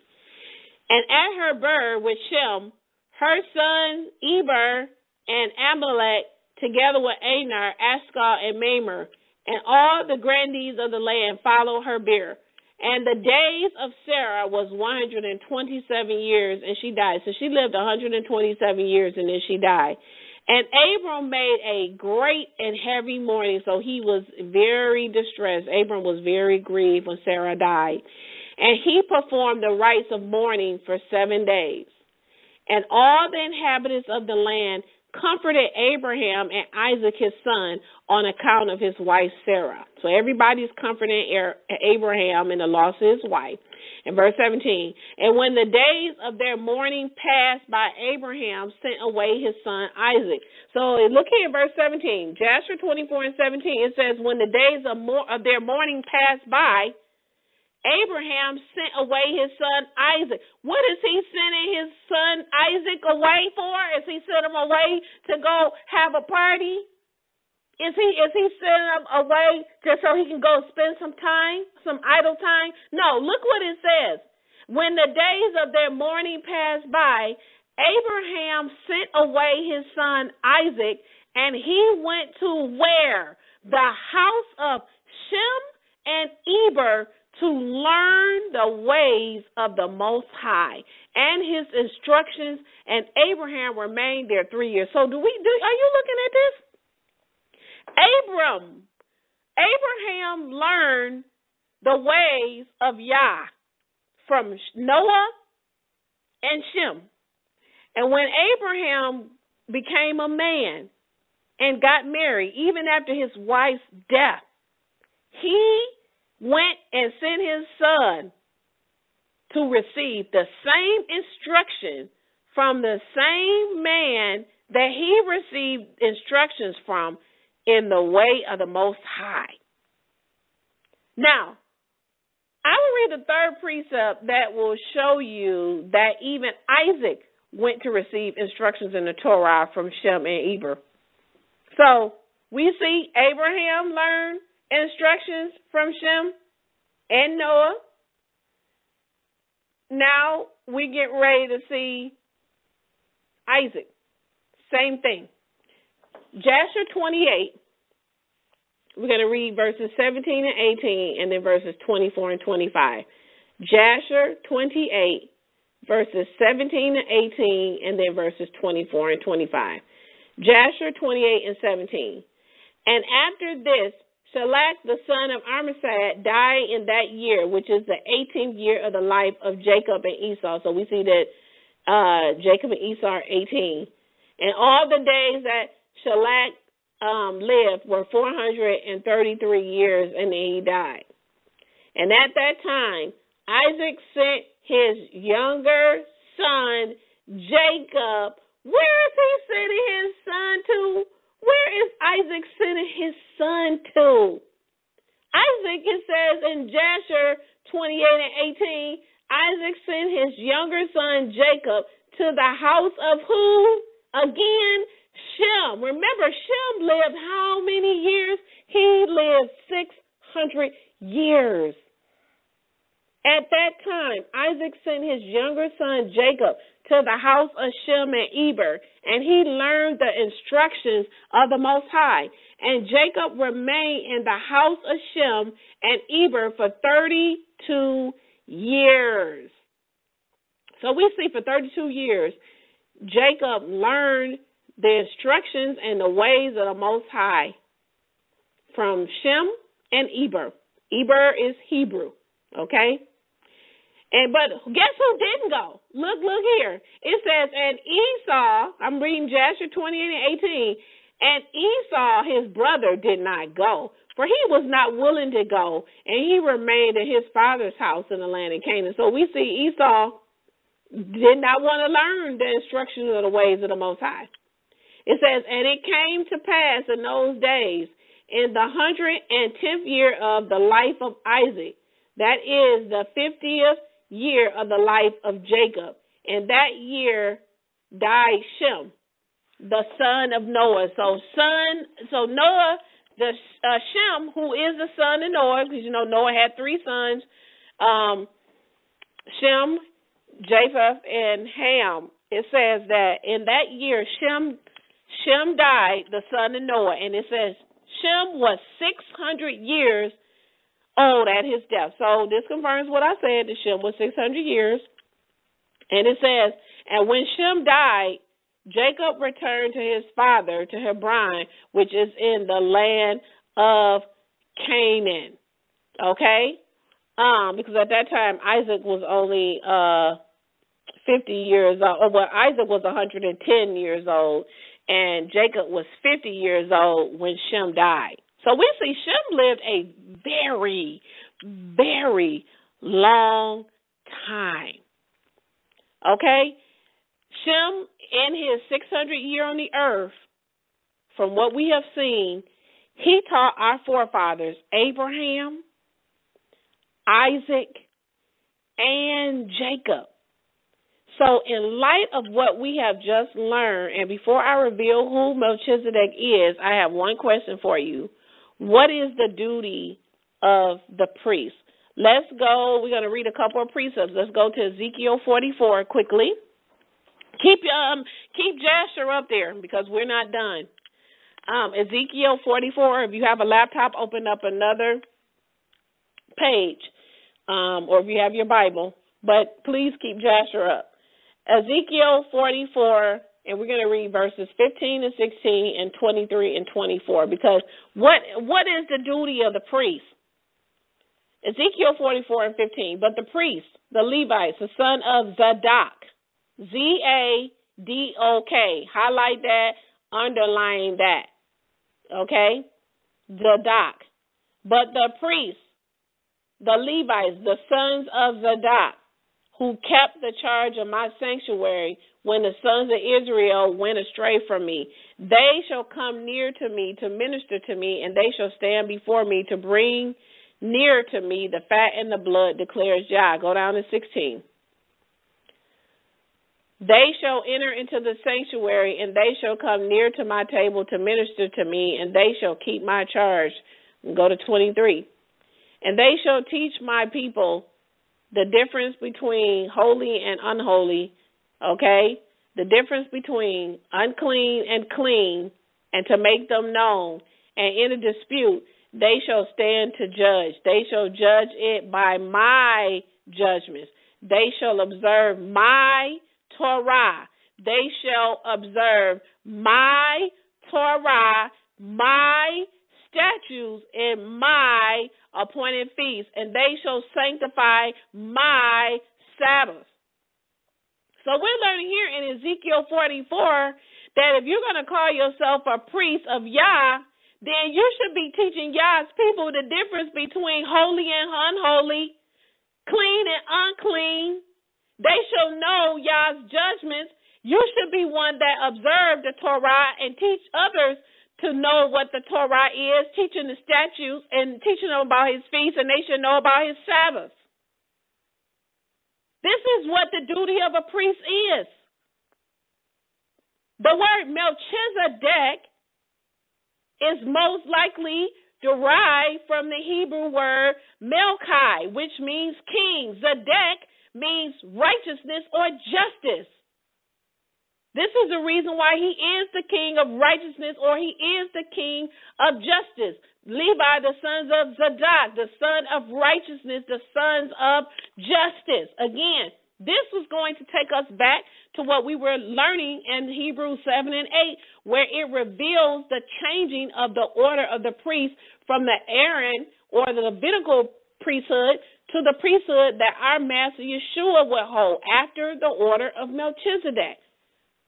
But during Israel time, it was split between Judah and Levi. Judah being the kings and Levi being the priests. But again, according to the order of Melchizedek and what we've read thus far, this was not so. There was no split between Levi and Judah. The order of Melchizedek held both dual titles, both king and priest. That wasn't so with the Levitical priesthood. Okay? And it will be, as we know soon, our very soon coming King and Master Yeshua will hold both dual titles, king and priest. And so we've been waiting for we've been waiting to know who is Melchizedek, okay? So, keep your hands on Jasher. Just keep it there. We're going to go to Hebrews 14 because I'm laying this foundation. I'm laying this foundation first so that when we get there, you'll be like, oh, okay. Hebrews 14. We're going to read Hebrews 14 through 18. And actually, I want to go down to 20. Hebrews 14 through 20. And when Abram heard that his brothers were captured, even then they led out his trained men born of his household, 318. Okay, so what we're reading in Hebrews 14, what Paul is saying is solidifying what we've already read in Jasher and in Genesis. And they pursued as far as Dan, and he divided against them by night, he and his slaves, and struck them and pursued them as far as Horba, which is on the left side of Damascus. And he brought back all the goods and also brought back his brother and also the women and the people. And the king of Sodom went out to meet him after he returned from smiting Chedorlaomer. I'm going to get this name. And the king which were with him to the valley of Shavah, it being the valley of the king. And Melchizedek, king of Salem, brought out bread and wine, and he was a priest of the Most High. So we're saying continuously over and over, Melchizedek is referred to the king of Salem or Jerusalem, and that the king brought out bread and wine, and he was the priest of the Most High Yah. It says in 19. And he blessed him and said, blessed be Abram, the Most High Yah, possessor of heaven and earth, and blessed be the Most High Yah, who has delivered your enemies into your hands. And he gave him a tenth or a tithe of all. So, let's go back to Jasher chapter 16, verses 10 through 20, where we will read the same account of what took place.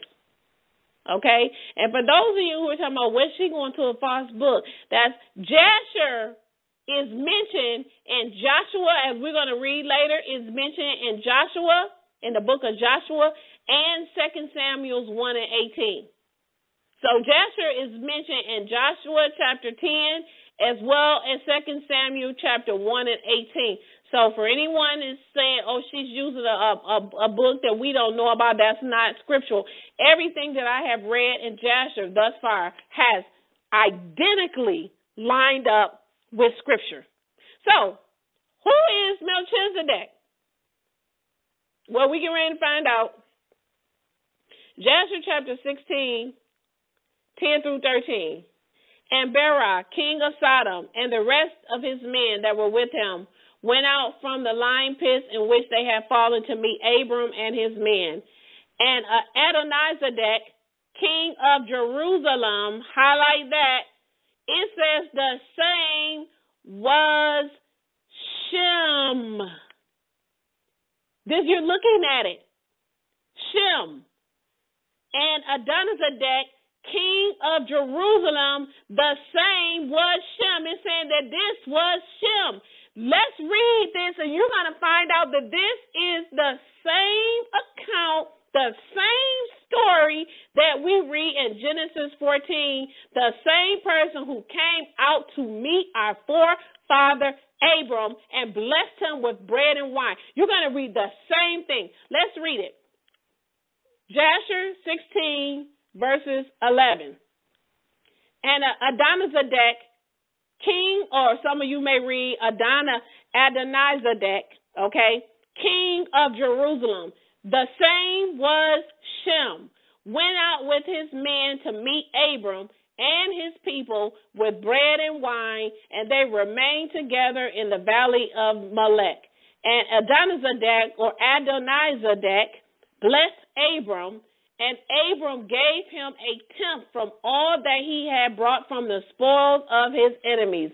For Adonizedek was a priest before Yah.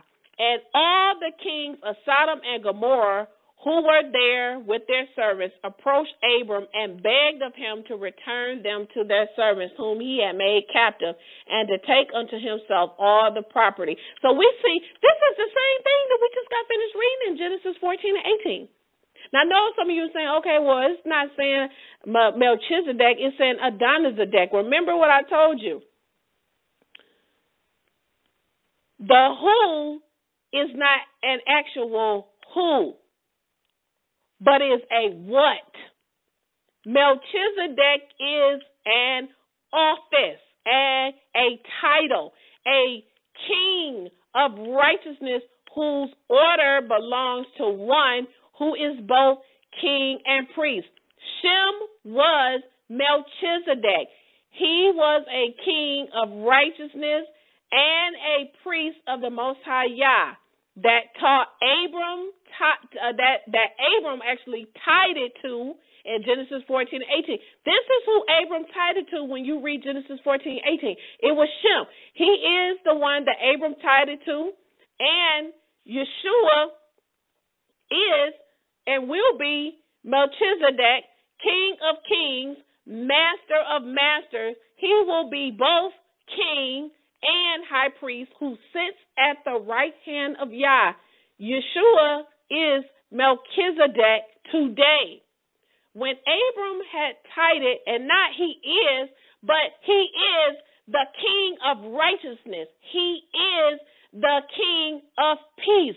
This is remember, this is a title. This is an order. It is an office.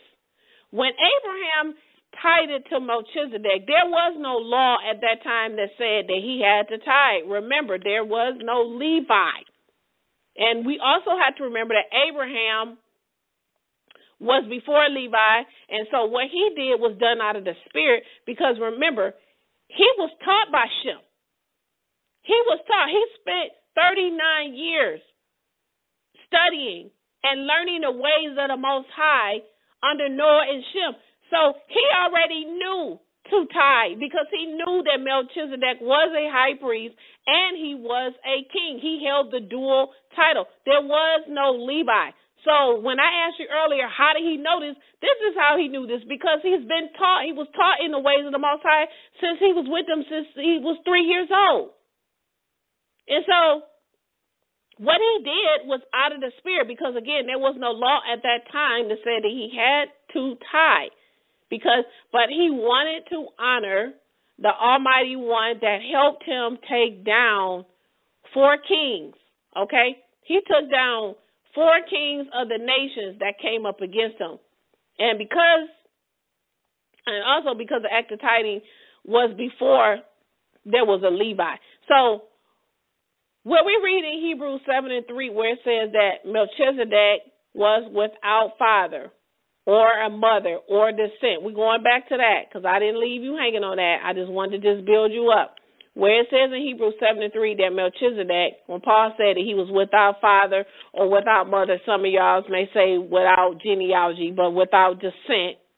This is basically saying that Melchizedek did not have a mother or father who was of the Levitical or Levi descent. Because Shem was again, before Levi, at least 4 generations. And he didn't tie to Levi. Okay, Shem didn't tie to Levi because there was no Levi at that time. And so Hebrews 7:3 has, or shall I say, the misunderstanding of Hebrews 7:3 has led to the false interpretation of Melchizedek being Yeshua, when in actuality Melchizedek, who Abram tied it to, was Shem. Melchizedek was a Messiah type, just like Joshua and David was a Messiah type. Melchizedek was like, remember when we read earlier where he said that his priesthood was like or as the Messiah? This is what I was talking about. Just as Joshua and David were like or as a Messiah type, Melchizedek was like, Melchizedek in this case where who Abram encountered with Shem, he was like or as unto us as Yeshua.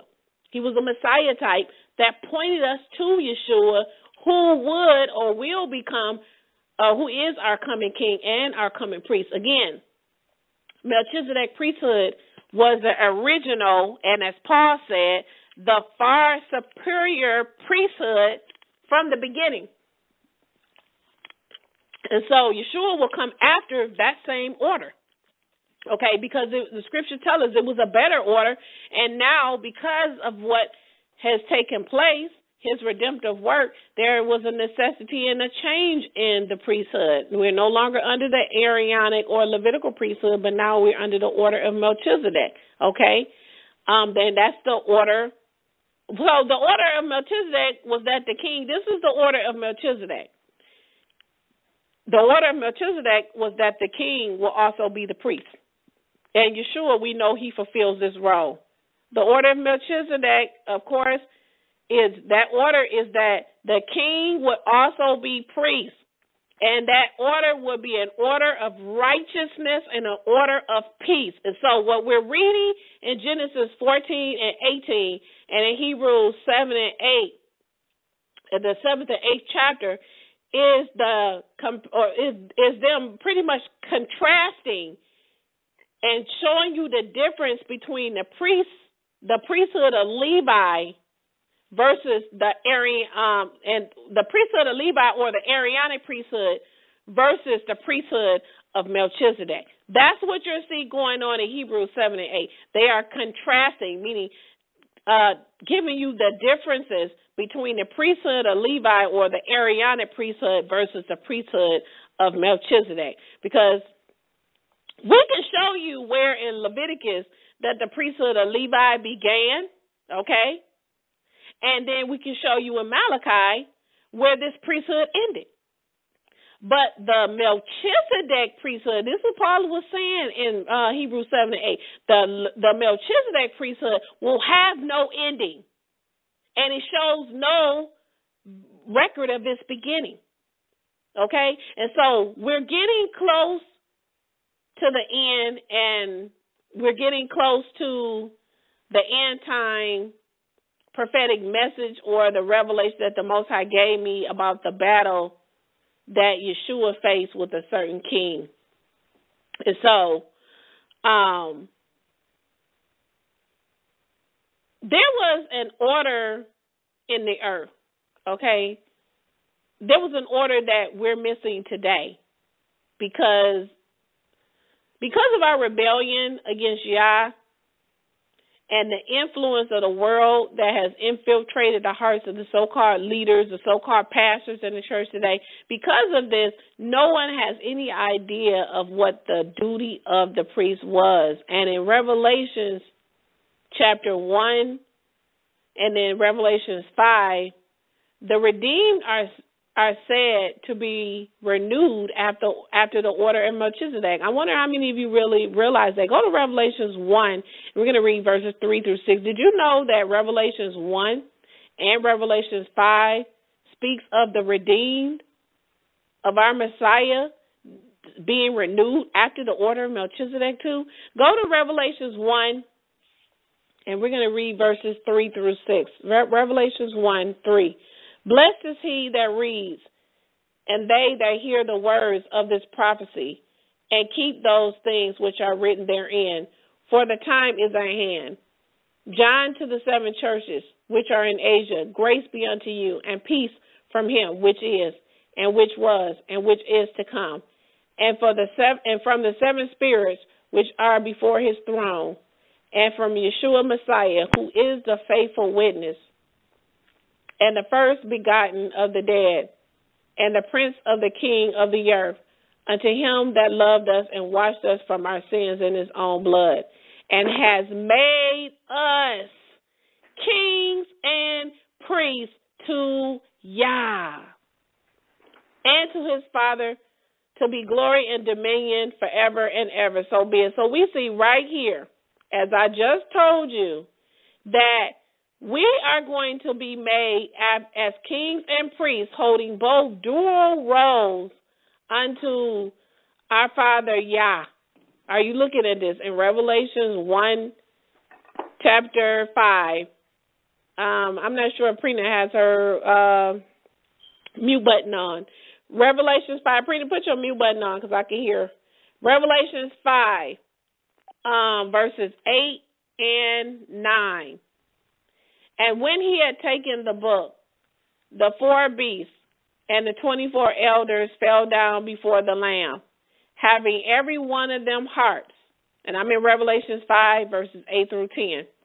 And when he had taken the book, the 4 beasts and the 24 elders fell down before the Lamb, having one of them harps, and golden vials full of odors, which are the prayers of the saints. And they sung a new song, saying, You are worthy to take the book and to open the seals thereof. For you were slain, and you have redeemed us to Yah by the blood out of every kindred and tongue and people and nation, and has made us unto our Yah kings and priests, and we shall reign in the earth. So are you looking at this again? I just read you. Everything must be established according to 2 or 3 witnesses. That's what the Torah says. I just shown you 2 witnesses in Revelations 1, 3 through 6, and Revelations 5, 8 through 10, that the redeemed in Yah will be renewed after the order of MelchiZEDEK, meaning we will at one time, and one day soon, be made kings and priests. We will hold that title. We will hold it. And so the high priestly order in the millennium, will be MelchiZEDEK, or the king of righteousness. Remember, Zadok means righteousness. And in this verse, what we're reading is just pretty much showing the changing over, or from the Levitical again to the MelchiZEDEK order. And that order is a Yahweh leadership in government, a government or a ruling authority that is headed by a king of righteousness, a king of peace, and because of right ruling and establishment of an everlasting peace and an everlasting judgment. And so in Romans 11, verses 4 and 5, Yah said, I have reserved to myself 7,000 men who have not bowed a knee to Baal. Even so, in this present time, Yah said, even now, he said, I have a remnant that is preserved, elected by grace, and has come into being. Okay? He has reserved 7,000 men that have not bowed to Baal. And he said, even now, talking about us, there in this present time, there is a remnant he has preserved. Okay? And so the basis of the Aaronic priesthood or the Levitical priesthood was ancestry. That's why with Melchizedek it said that he was without mother or father, without descent, meaning he did not have any descendants, mother or father, that was of the Levitical or Aaronic priesthood. That's what that meant. It did not mean that Melchizedek, a.k.a. Shem, did not have an earthly mother or he didn't have a father. That's not what that's saying. Clearly, we can see that in Genesis chapter 10 that he did. All right? So, Yeshua being sinless, again, he does not need a sacrifice for his own sin. This is the difference.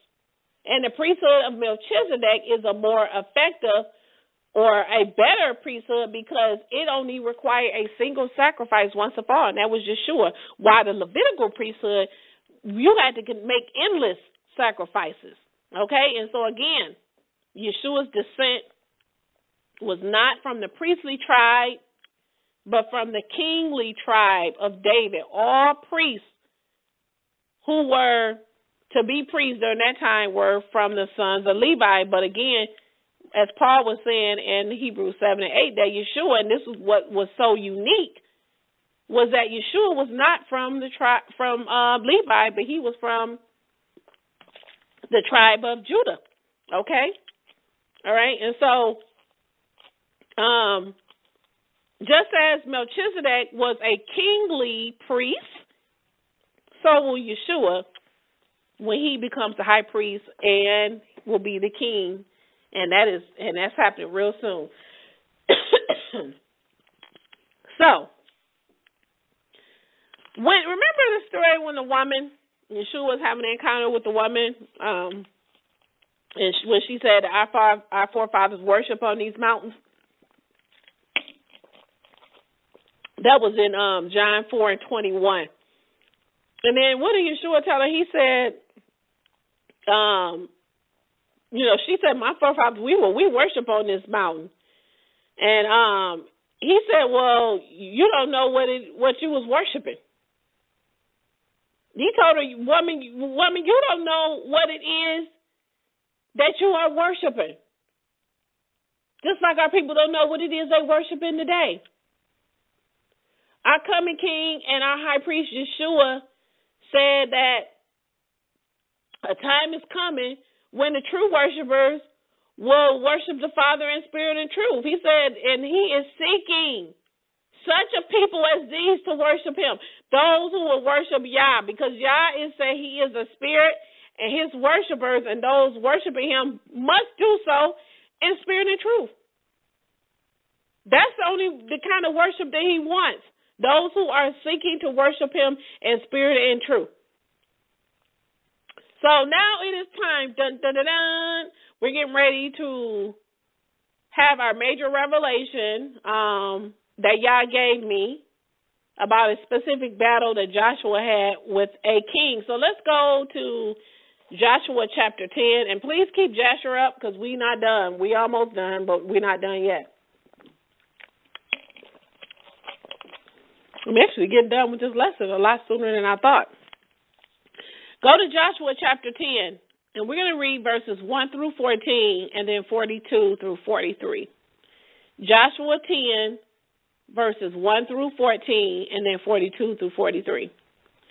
And it happened when Adonizedek, king of Jerusalem, heard that Joshua captured. Hey, hold on. So we see that Joshua is also having an encounter with Adonizedek or Adonizedek, king of Jerusalem, just as Abram did. But let's find out what kind of encounter Joshua had. Was it the same kind of encounter that Abram had? Let's read. And it happened when Adonizedek, king of Jerusalem, heard that Joshua had captured Ai and had destroyed it, as he had done to Jericho and to its king, so he had done to Ai and to her king, and that the ones living in Gibeon had made peace with Israel, and were in their midst, they were greatly afraid because Gibeon was a great city, like one of the royal cities, and because it was greater than Ai, and all its mighty men, and all were mighty. And Adonizedek, king of Jerusalem, went to Hoham, king of Hebron, and to Piram, king of Jarmuth, and to Japhiah, king of Lachish, and to Deber, king of Eglon, saying, Come up to me and help me, and we shall strike Gibeon, for it has made peace with Joshua and with the sons of Israel. And the 5 kings of the Amorites assembled, the king of Jerusalem, the king of Hebron, the king of Jarmuth, the king of Lachish, the king of Eglon, they and all their camps. And they camped against Gibeon and fought against it. And the men of Gibeon sent to Joshua and to the camp at Gilgal, saying, Do not withdraw your hand from your servant. Come up to us quickly and save us and help us. For all the kings of the Amorites living in the hills have gathered against us. And Joshua went up from Gilgal, he and all the people of war with him, even all the mighty warriors. So, something is going on here. Let's stop here. Because Adonizedek, king of Jerusalem, has gathered all the other kings of the earth to come and fight up against Israel. Now, we're going to come back there. Just keep that in mind. Okay? We're going to just keep that. We're going to keep that in mind. So, let me go here because I'm having my thing froze for a second. Okay. Let's see, what verse am I on? Let me go back up here. Okay, so we're in verse 7. And Joshua went up from Gilgal, he and all the people of the war with him, even all the mighty warriors. And Yah said to Joshua, Do not be afraid of them, for I have given them in your hand. Not a man of them shall stand before you. And Joshua came to them suddenly. He traveled all the night from Gilgal. And Yah troubled them before Israel and struck them with a great blow at Gibeon. And he pursued all the way of the ascent of Bethhoron and struck them to Azekah and Make-Adah. And it happened as they fled from the face of Israel, they were in the descent of Bethhoron. Even Yah cast great hailstones on them out of heaven to Azekah, and they died. And many who had died by the hailstones were more than the sons of Israel had killed by the sword. So we see right here, when you go back up, they're fighting against the children of Israel and Joshua, okay? And Yah told Joshua, do not be afraid. He said, because I have given them into your hands, okay? So he's fighting for them, as we see in verse 11 and 12. He's dropping great hailstones that's coming out of heaven. And so he's being victorious right now. And Joshua, let's look at 12. Then Joshua spoke to Yah in the day when Yah gave the Amorites up before the sons of Israel. And he said, Sun, stand still before the eyes of Israel in Gibeon. And moon, stand still in the valley of Ajalon. And the sun stood still, and the moon stood still, until the nation was avenged on its foes. So it says right here, Joshua commanded so that they can win, because it's starting to get dark now.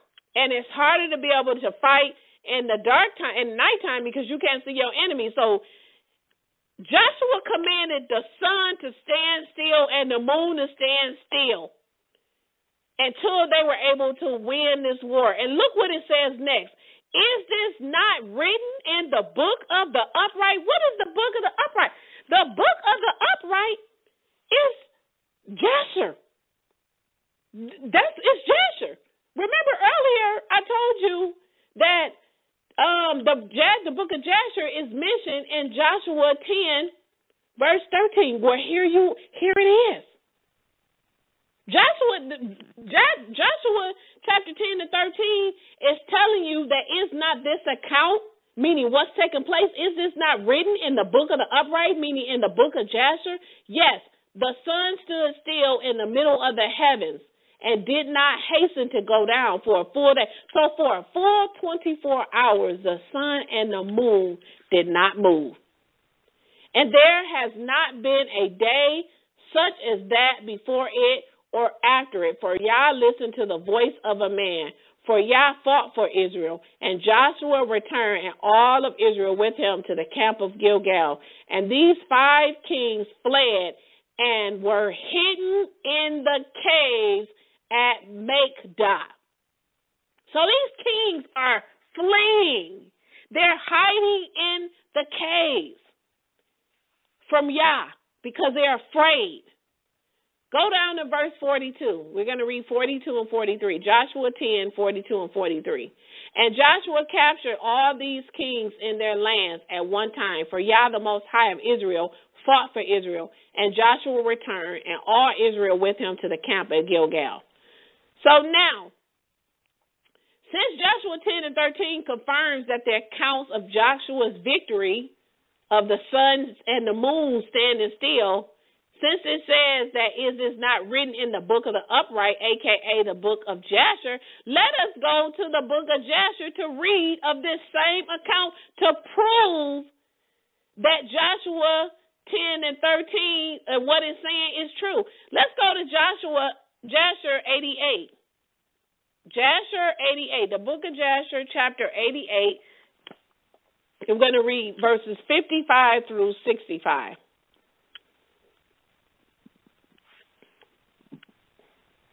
And when Adonizedek, king of Jerusalem, heard all that the children of Israel had done to Jericho and to Ai, this is saying the same thing we read in Joshua 10, he sent to Hokam, the king of Hebron, and to Piram, the king of Jarmuth, and to Japhiah, the king of Lachish, and to Deber, the king of Eglon, saying, come up to me and help me, that we may smite the children of Israel, and to the inhabitants of Gibeon, who have made peace with the children of Israel.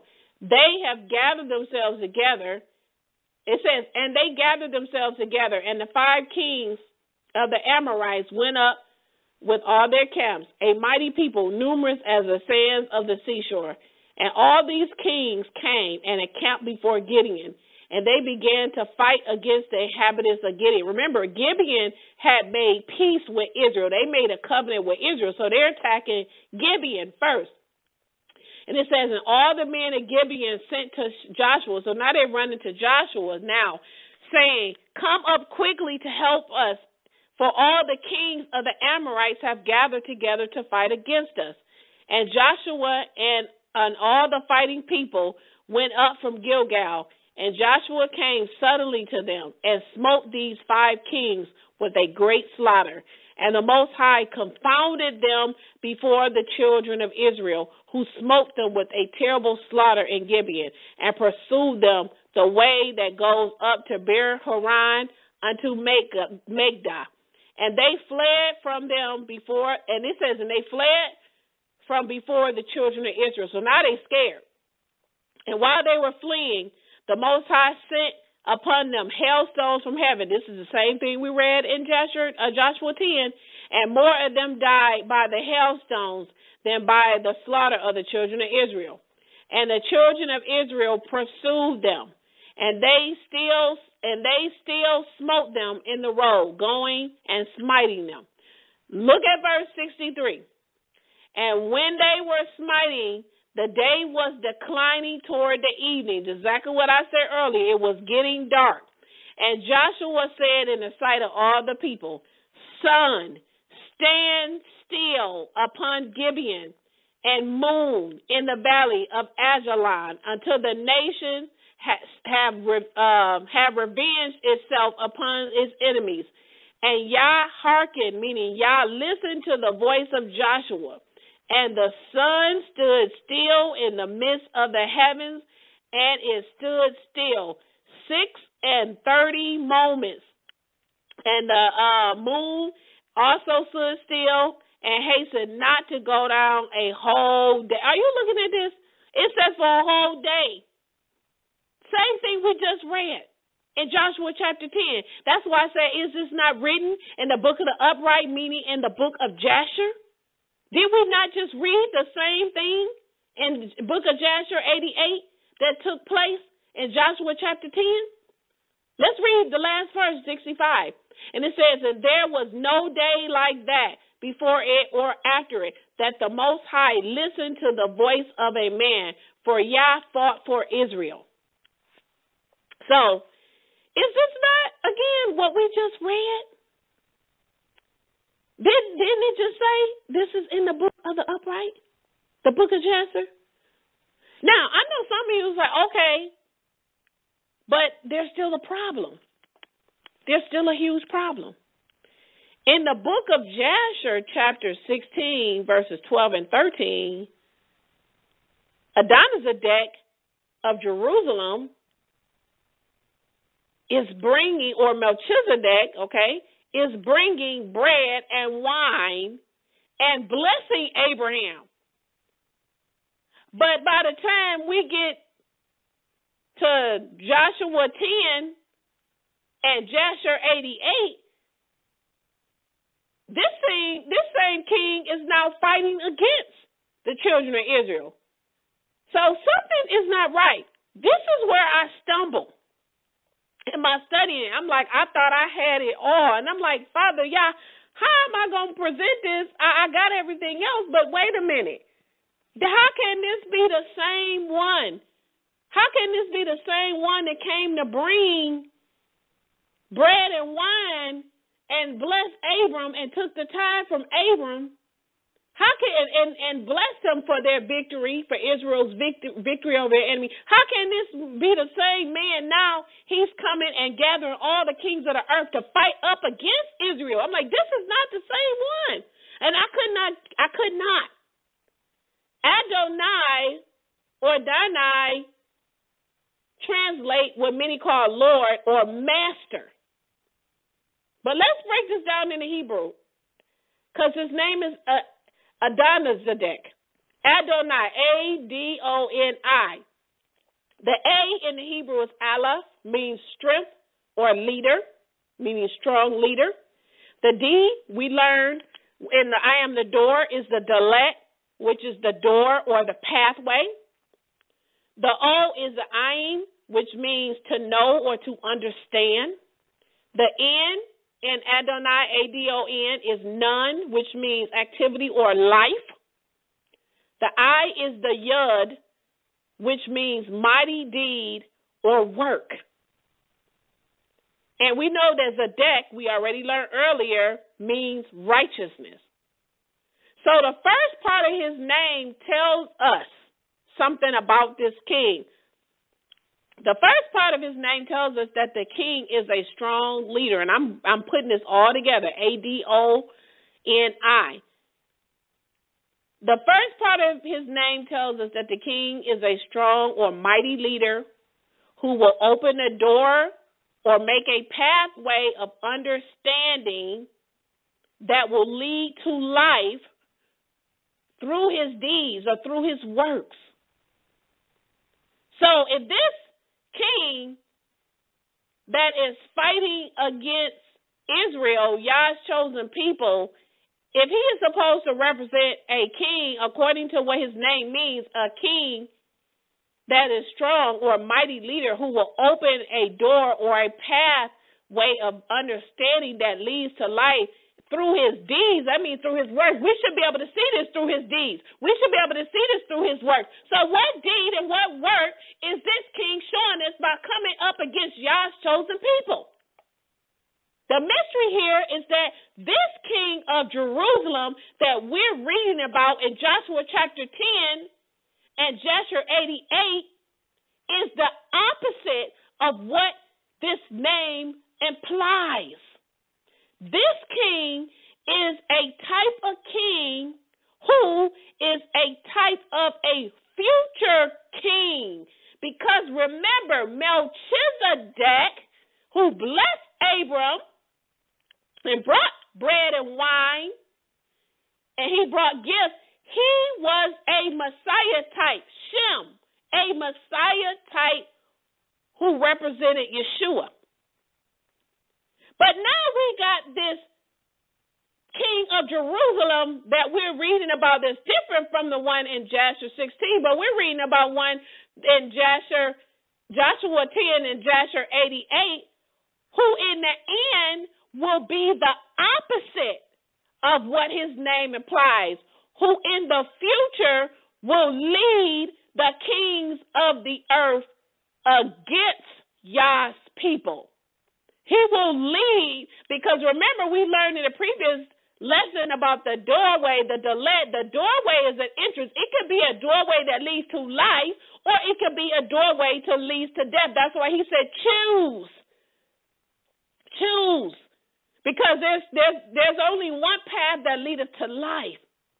There's only one road, pathway, the straight and narrow path or the broad path. This king that we're reading about in Joshua chapter 10 and Joshua 88 will be the opposite of what his name implies, who in the future will lead the kings of the earth against Yah's people and declare himself to be Lord or master of all and demand to be worshipped. In what place will he make this declaration? The MelchiZEDEK that we read about in Genesis 14 and 18 and Joshua 16 praised the Most High Yah for giving Abraham the victory in his battles. Okay? He praised him for taking possession of the land. But by the time we get to Joshua 10 and Joshua 88, we find a different king, a different Lord, a different master that is supposed to represent righteousness, who is recruiting a host of kings to be confederate and to oppose the Almighty One of Israel, to oppose his chosen people by attempting to take possession of the land in the Most High Yah that he promised to Israel and Israel alone. So clearly we see that not only is this not the same person, remember MelchiZEDEK, and remember I told you, get out of your head a person and get into the mind frame of an order, a title, and office. Okay? This is clearly not the same person. But we also see that the ancient city of Jerusalem, Salem, had undergone a startling transformation since Abram encountered the true king of Salem. I repeat, it is apparent from all that we have read and what we know from Scripture that the ENDTIME that we're reading about in Joshua 10 and Joshua 88 was not of the same priestly order as MelchiZEDEK of Genesis 14 and Joshua chapter 16.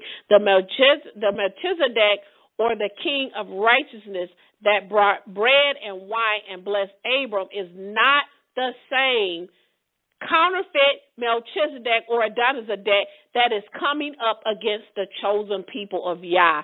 And if you have not figured it out by now, remember, Joshua is a type of Yeshua. And the battle that we read of in Joshua chapter 10 and Joshua 88 is symbolic of the end time false king, false Messiah, a.k.a. anti-Messiah, Satan himself, who will sit up in Jerusalem, in Salem, and declare himself to be Yah. I repeat, the battle of Joshua fighting the kings of the earth that was sent to fight up against Israel in Joshua 10 and Joshua 88 is symbolic of the end-time persecution and the battle that the children of Israel will have when Satan will come up to make war against the woman who is Israel. It is also symbolic of a false Messiah, a false king of righteousness who will oppose all that is righteous and will uphold and be an abomination. But just as the right arm of Yah, who is the right arm of Yah? Yeshua, fought for and saved Abram and made sure he was victorious, And just as the right arm and salvation of Yah fought for and saved Joshua, when all the kings came up against Joshua and Israel, all the kings of Israel at that time, or all the kings that came up against Israel that was with them, so will the true MelchiZEDEK, the true king of righteousness, the true king of peace, master of master, kings of kings, do again for his chosen people Israel today that's coming up. Joshua thanked the Most High for delivering his enemies into his hands and for saving them. Go to Jasher 89. Go to the book of Jasher 89. And we're going to read verses 5 through 8. Joshua praises Yah for delivering Israel with his salvation, his arm. To thee, O Yah, did we confide. We said that you are our Yah, for you was our shelter and our strong tower against our enemies. To you we cried, and we were not ashamed. In you we trusted and were delivered. When we cried, you did hear our voice. You did deliver our souls from the sword. You did show us your grace. You did give us your salvation. Who is his salvation? When they cry out, we need your help, he sent his salvation. That's Yeshua.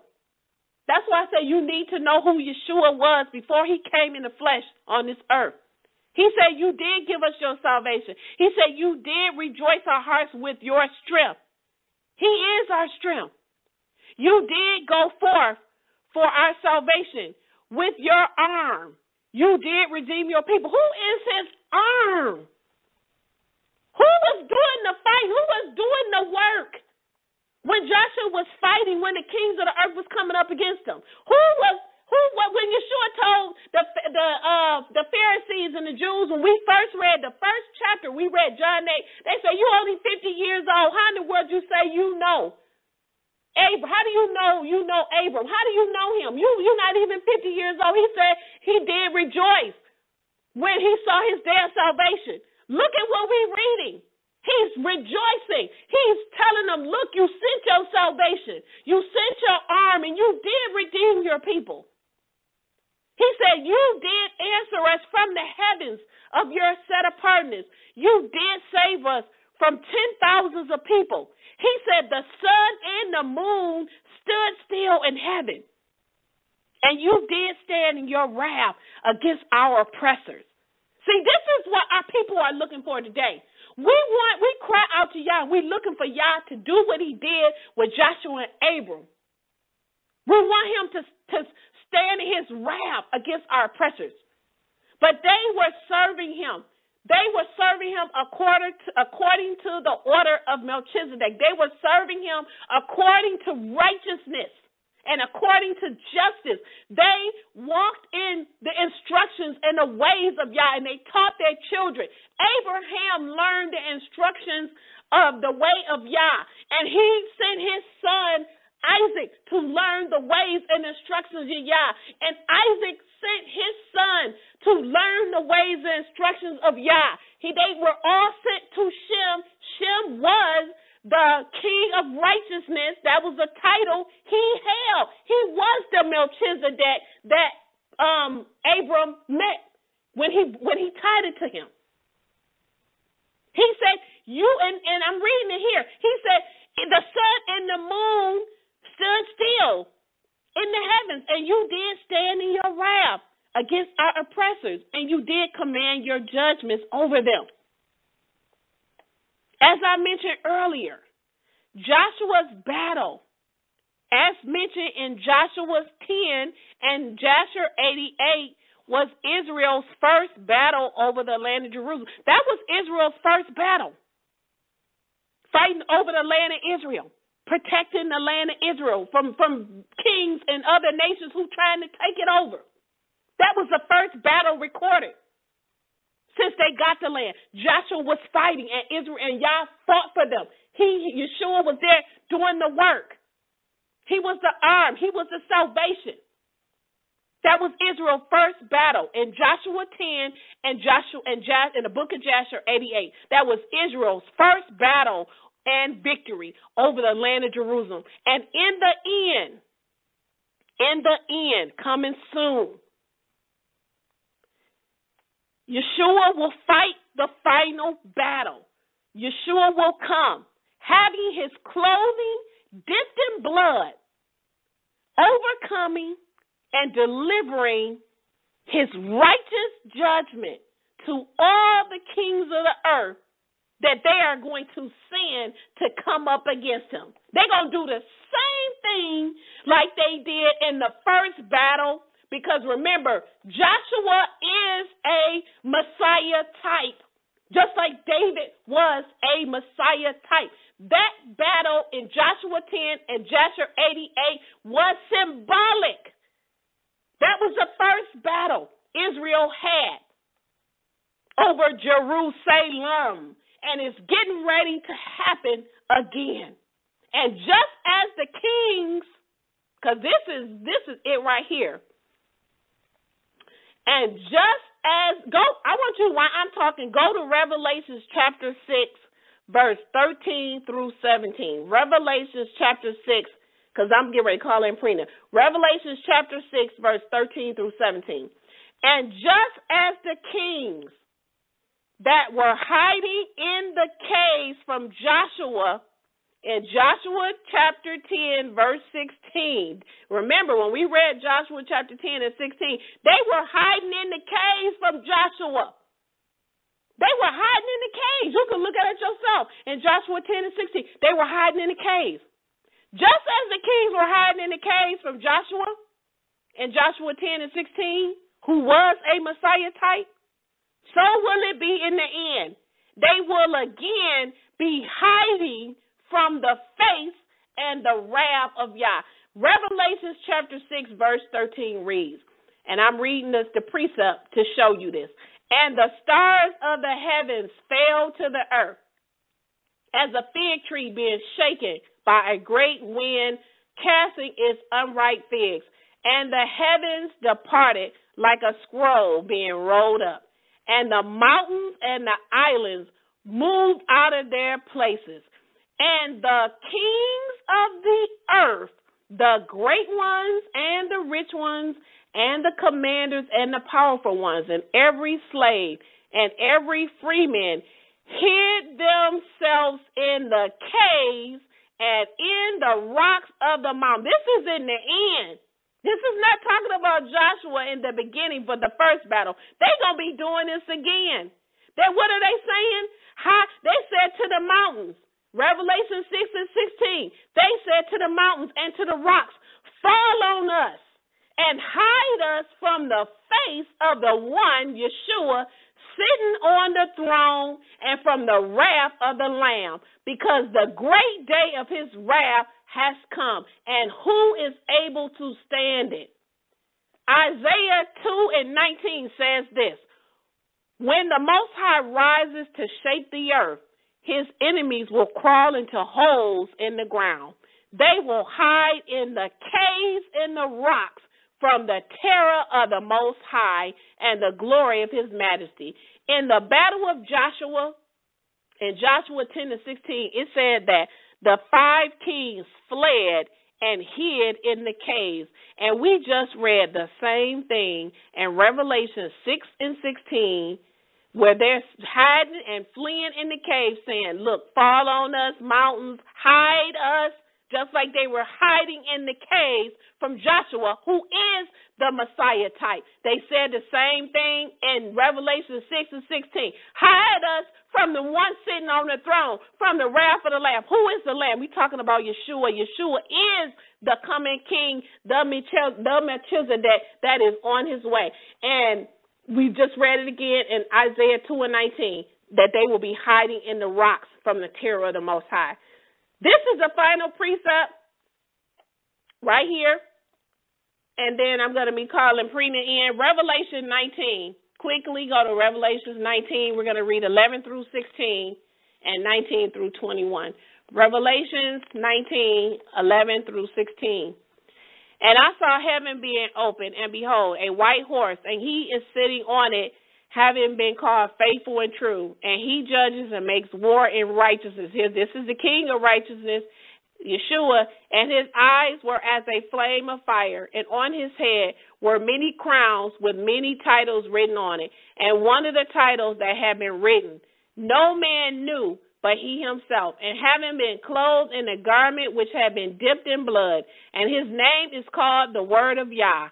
And the armies in heaven follow him on white horses, being dressed in fine linen, white and pure. And out of his mouth goes forth a sharp sword, and with it he smites the nations. And he will shepherd them with an iron rod.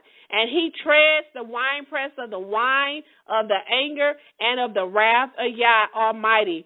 And he has on his garment and on his thigh a name having been written, King of Kings, Master of Masters. Some of your scriptures may say Adonai of Adoms.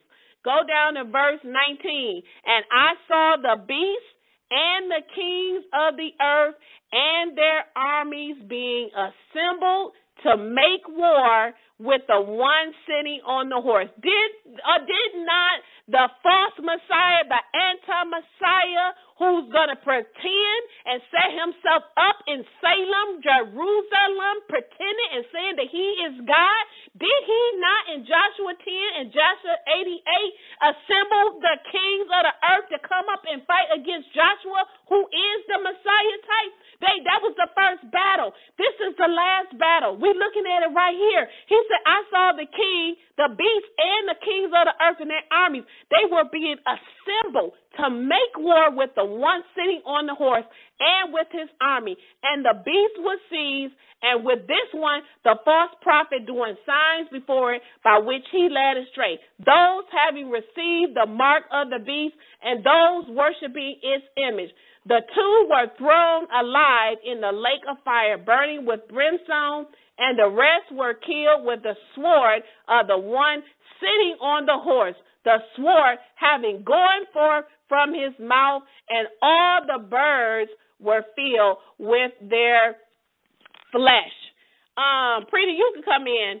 If you did not get this, if you did not get this, there is no way that I could break this teaching down anymore. You will need the wisdom and the Ruach HaKodesh to truly be able to understand this lesson. The bread and the wine is symbolic of the eating of his flesh and the drinking of his blood. That is the reason why MelchiZEDEK, king of Salem of Jerusalem, came to Abram. When he came to meet Abram after the victory, he brought bread and wine for Abram. This was symbolic of him eating his flesh and drinking his blood, which the Pharisees didn't understand.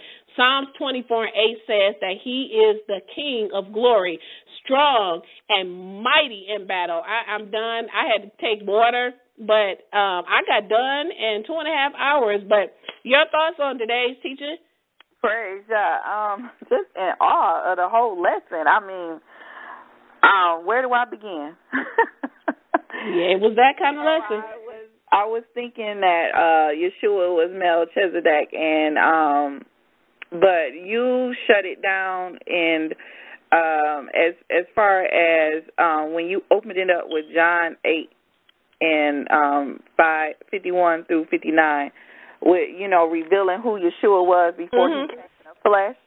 I mean, that was the start. But what really blew it out the water, and I'm gonna tell you, is Josephus, as well as the book of Jasher.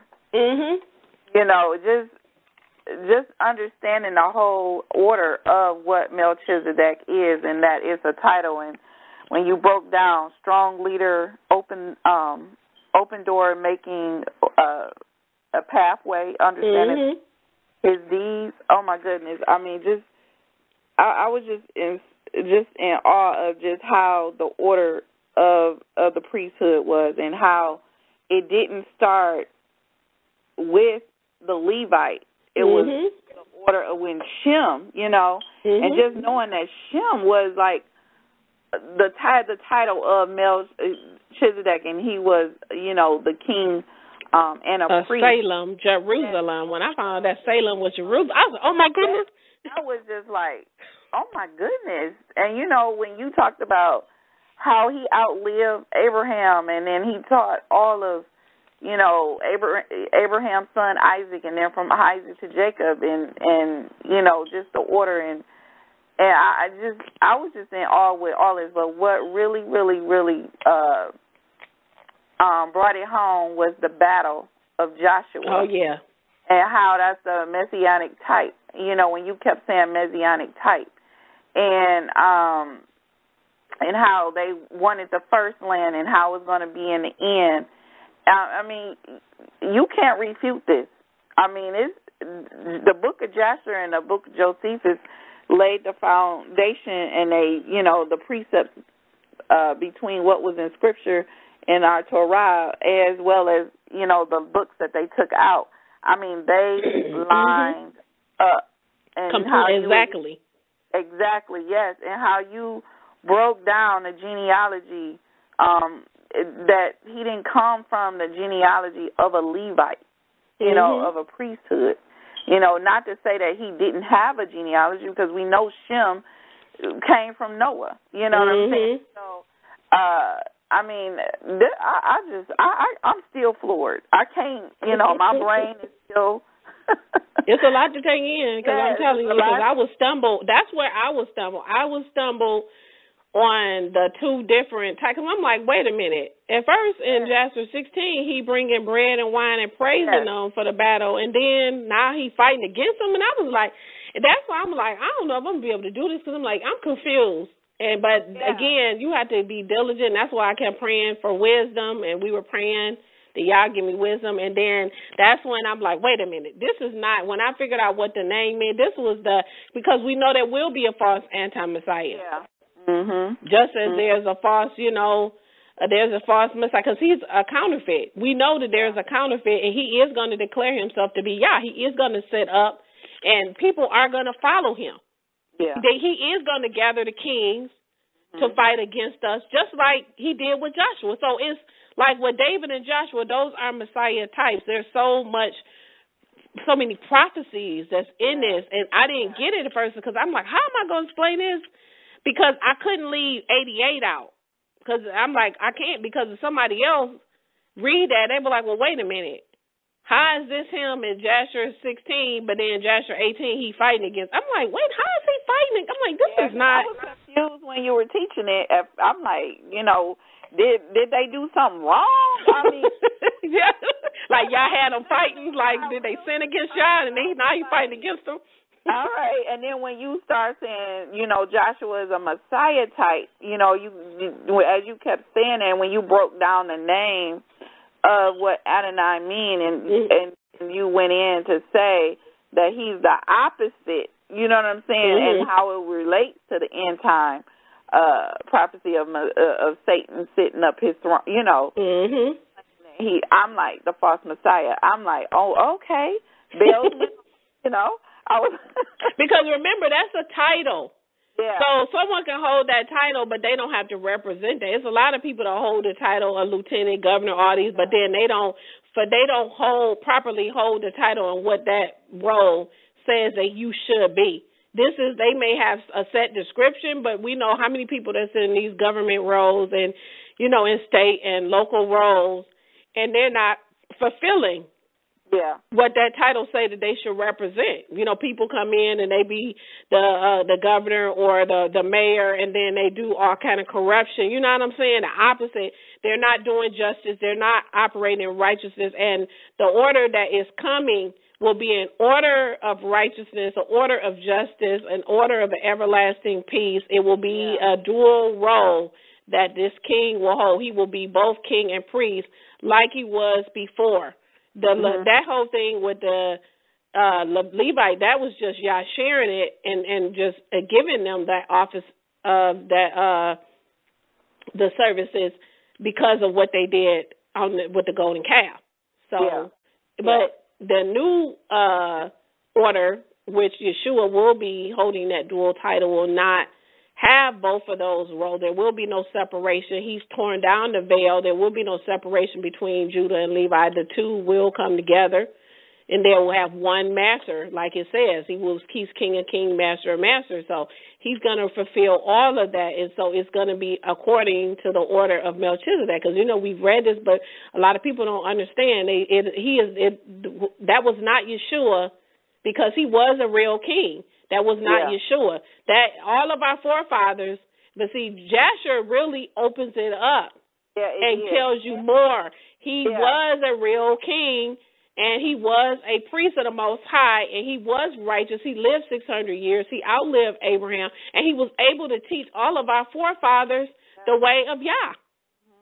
Before there was a Levite. So Hebrews 7 and 8 is just basically contrasting the Levitical or the Aaronic priesthood versus the soon coming MelchiZEDek. The thing with the tithes is now who takes the tithe.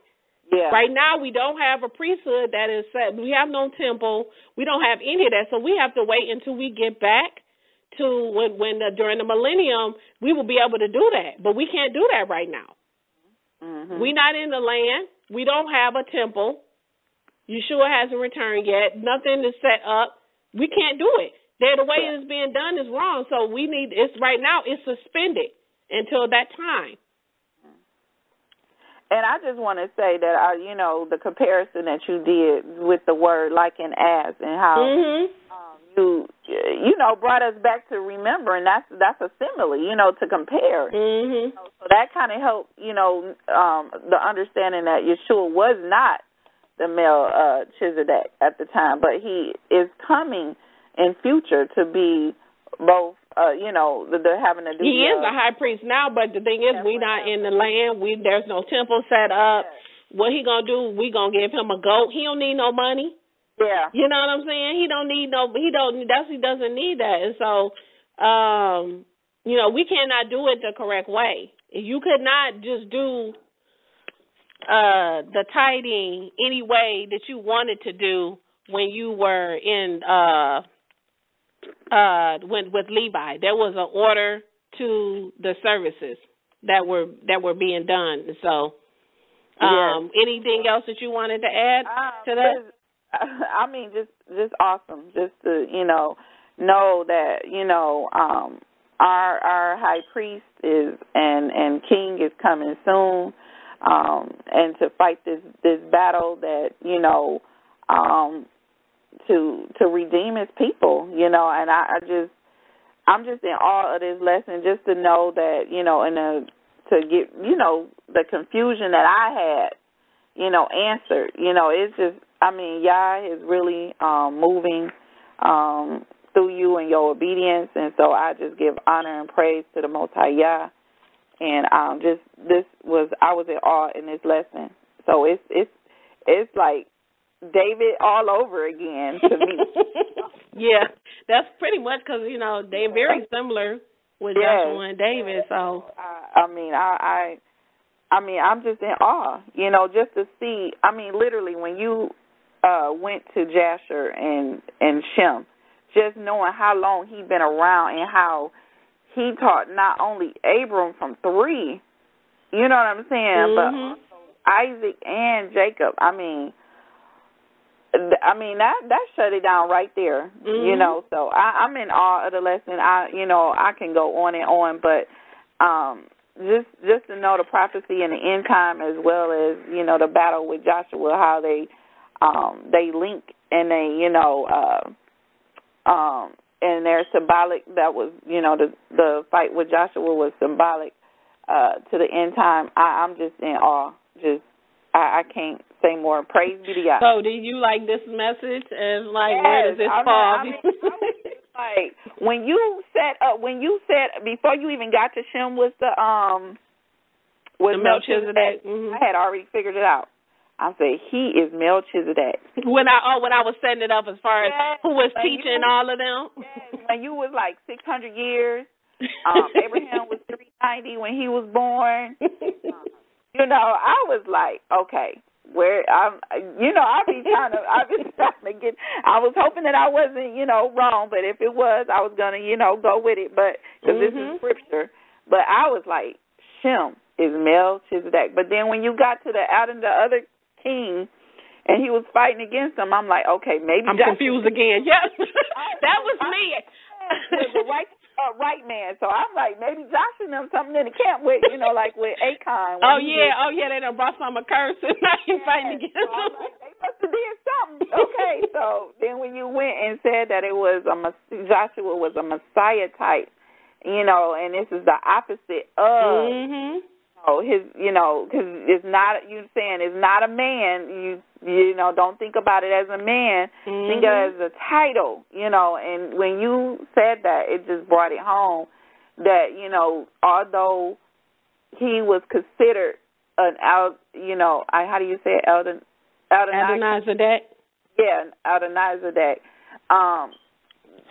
It's just like, you have righteous pastors and wicked pastors. And so he was unfortunately on the wicked side. So, yeah, that's why I said get out of the person, and it's not a name, it's a title, it's an office that someone is holding. That's what, when you can get in yourself in that mindset, you will get out of he's this, he's that. It's not Yeshua.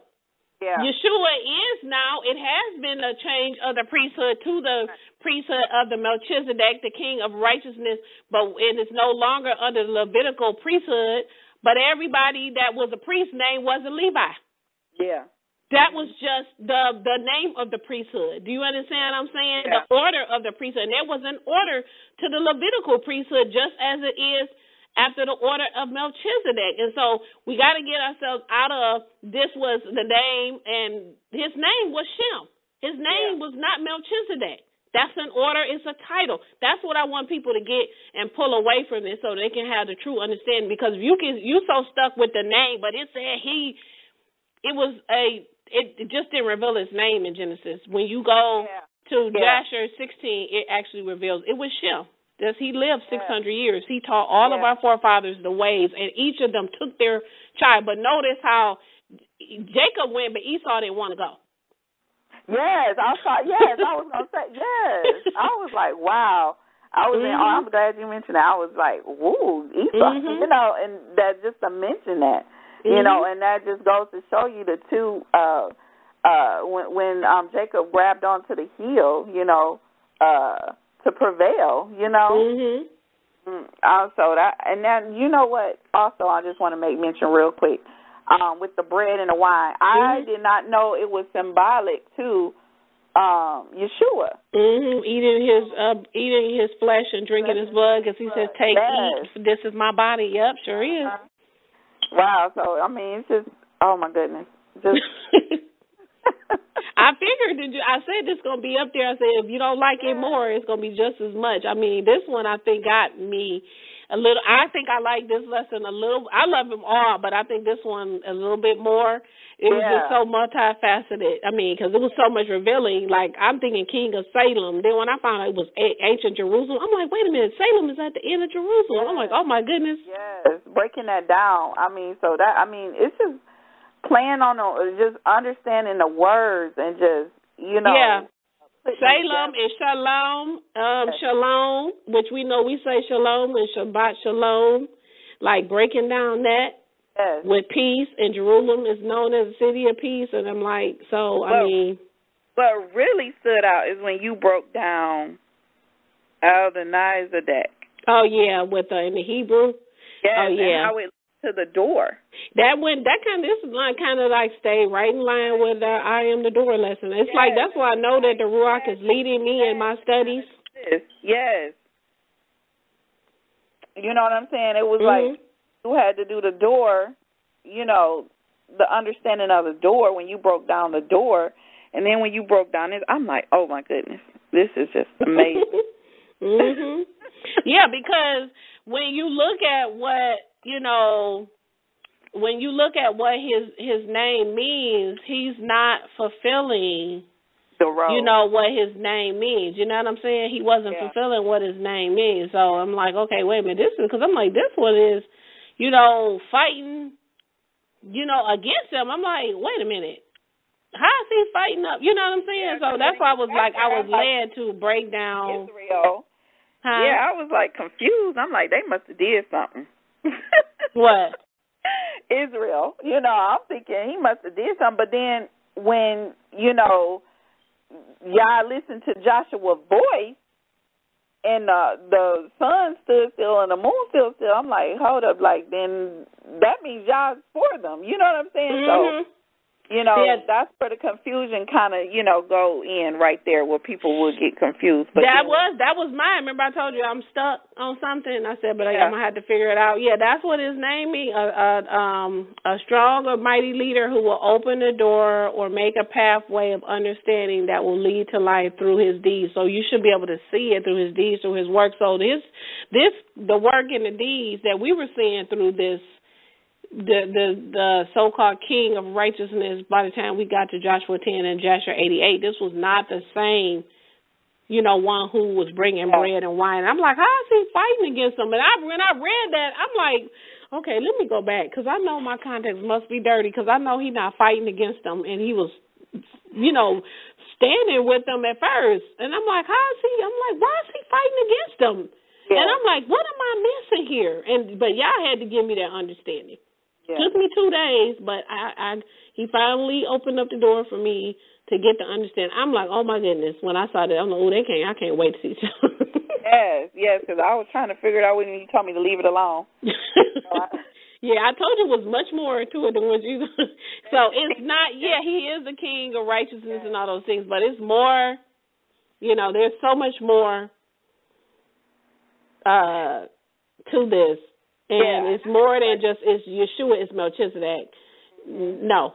But he is the king of righteousness, but it's not, he is this person like he was the physical MelchiZEDek man that came to Abram. That's not what this was. So that's why we have to know how to study, and we have to be able to align our precepts. And you can't do this. There's no way I could have done this without the Ruach. Oh, no. So all praises be to the Most High Yah for allowing me and helping me to put this teaching together. Yes, praise be to Yah. I just want to say, I know you read a scripture. It was Hebrews. You said Hebrews 14, but I put a question by it because it's not a Hebrews 14. So was you reading from 12 or? For which one? When you was doing what is the duty of a priest? Did I say Hebrews 14? Let me have to go back and see. Let me look back here and see. Okay, duty of the priest. I was reading Ezekiel. Ezekiel 44. Yeah. And then 44. Let me see here. I'm looking back at my notes. It was before Joshua 16, before you even introduced. Yeah, I see it. I'm looking at it here. I'm looking at it here. Let's see here. See.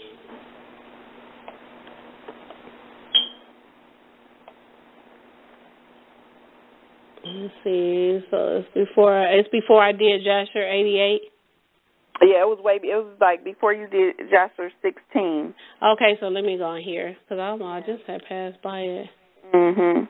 Okay, let's see here. What is here? Because I have so many notes here.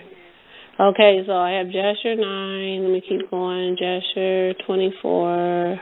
Mhm. 28. Okay, what is the duty of the priest? I had Ezekiel 44, 15, and 16, and then 24 and 23 and 24. Okay, so that must be something that you was talking afterwards. It was Hebrews. I know you read Hebrews something, but you said 14.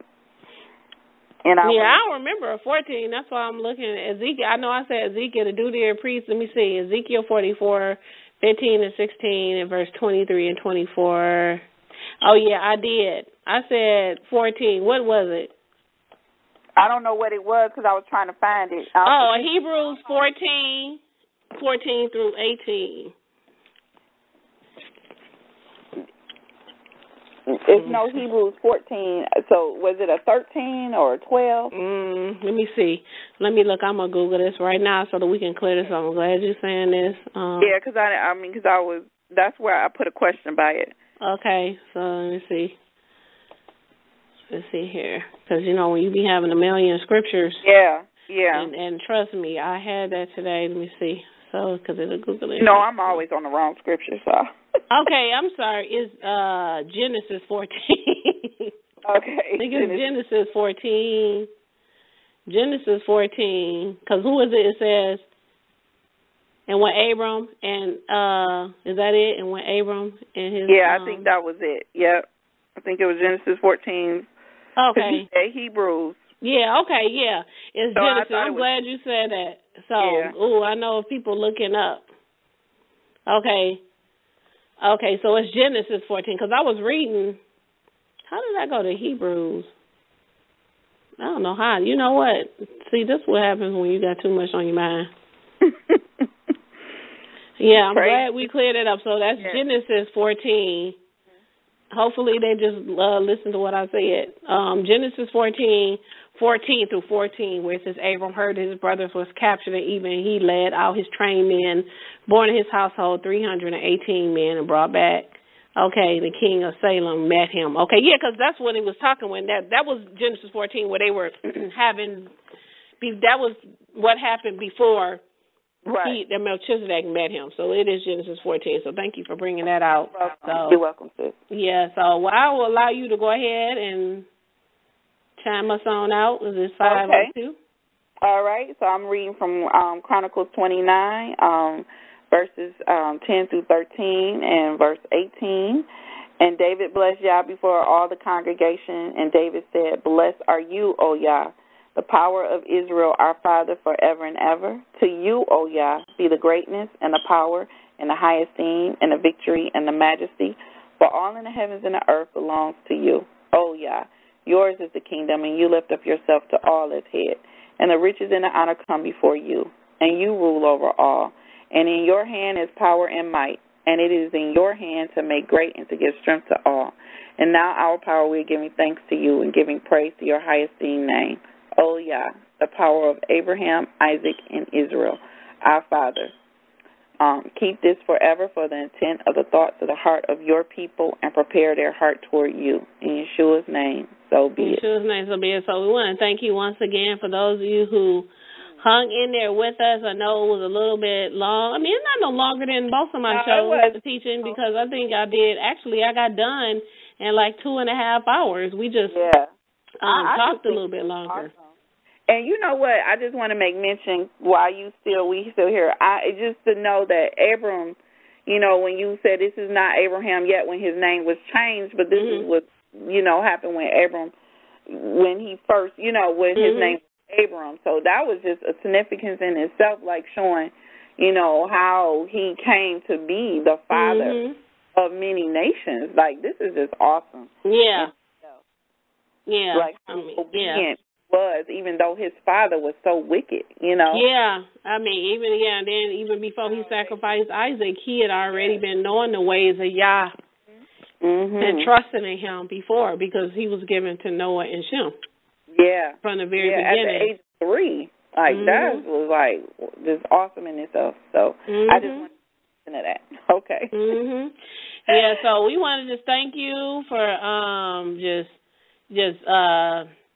just joining us today and hanging in there with us on today. We know it was a little bit lengthy, but all praises be to Yah, and pray that Yah will bless and keep you, that he would make his face shine upon you and be gracious to you, and that he will lift up his countenance upon you and give you peace. In Yeshua's name, so be it.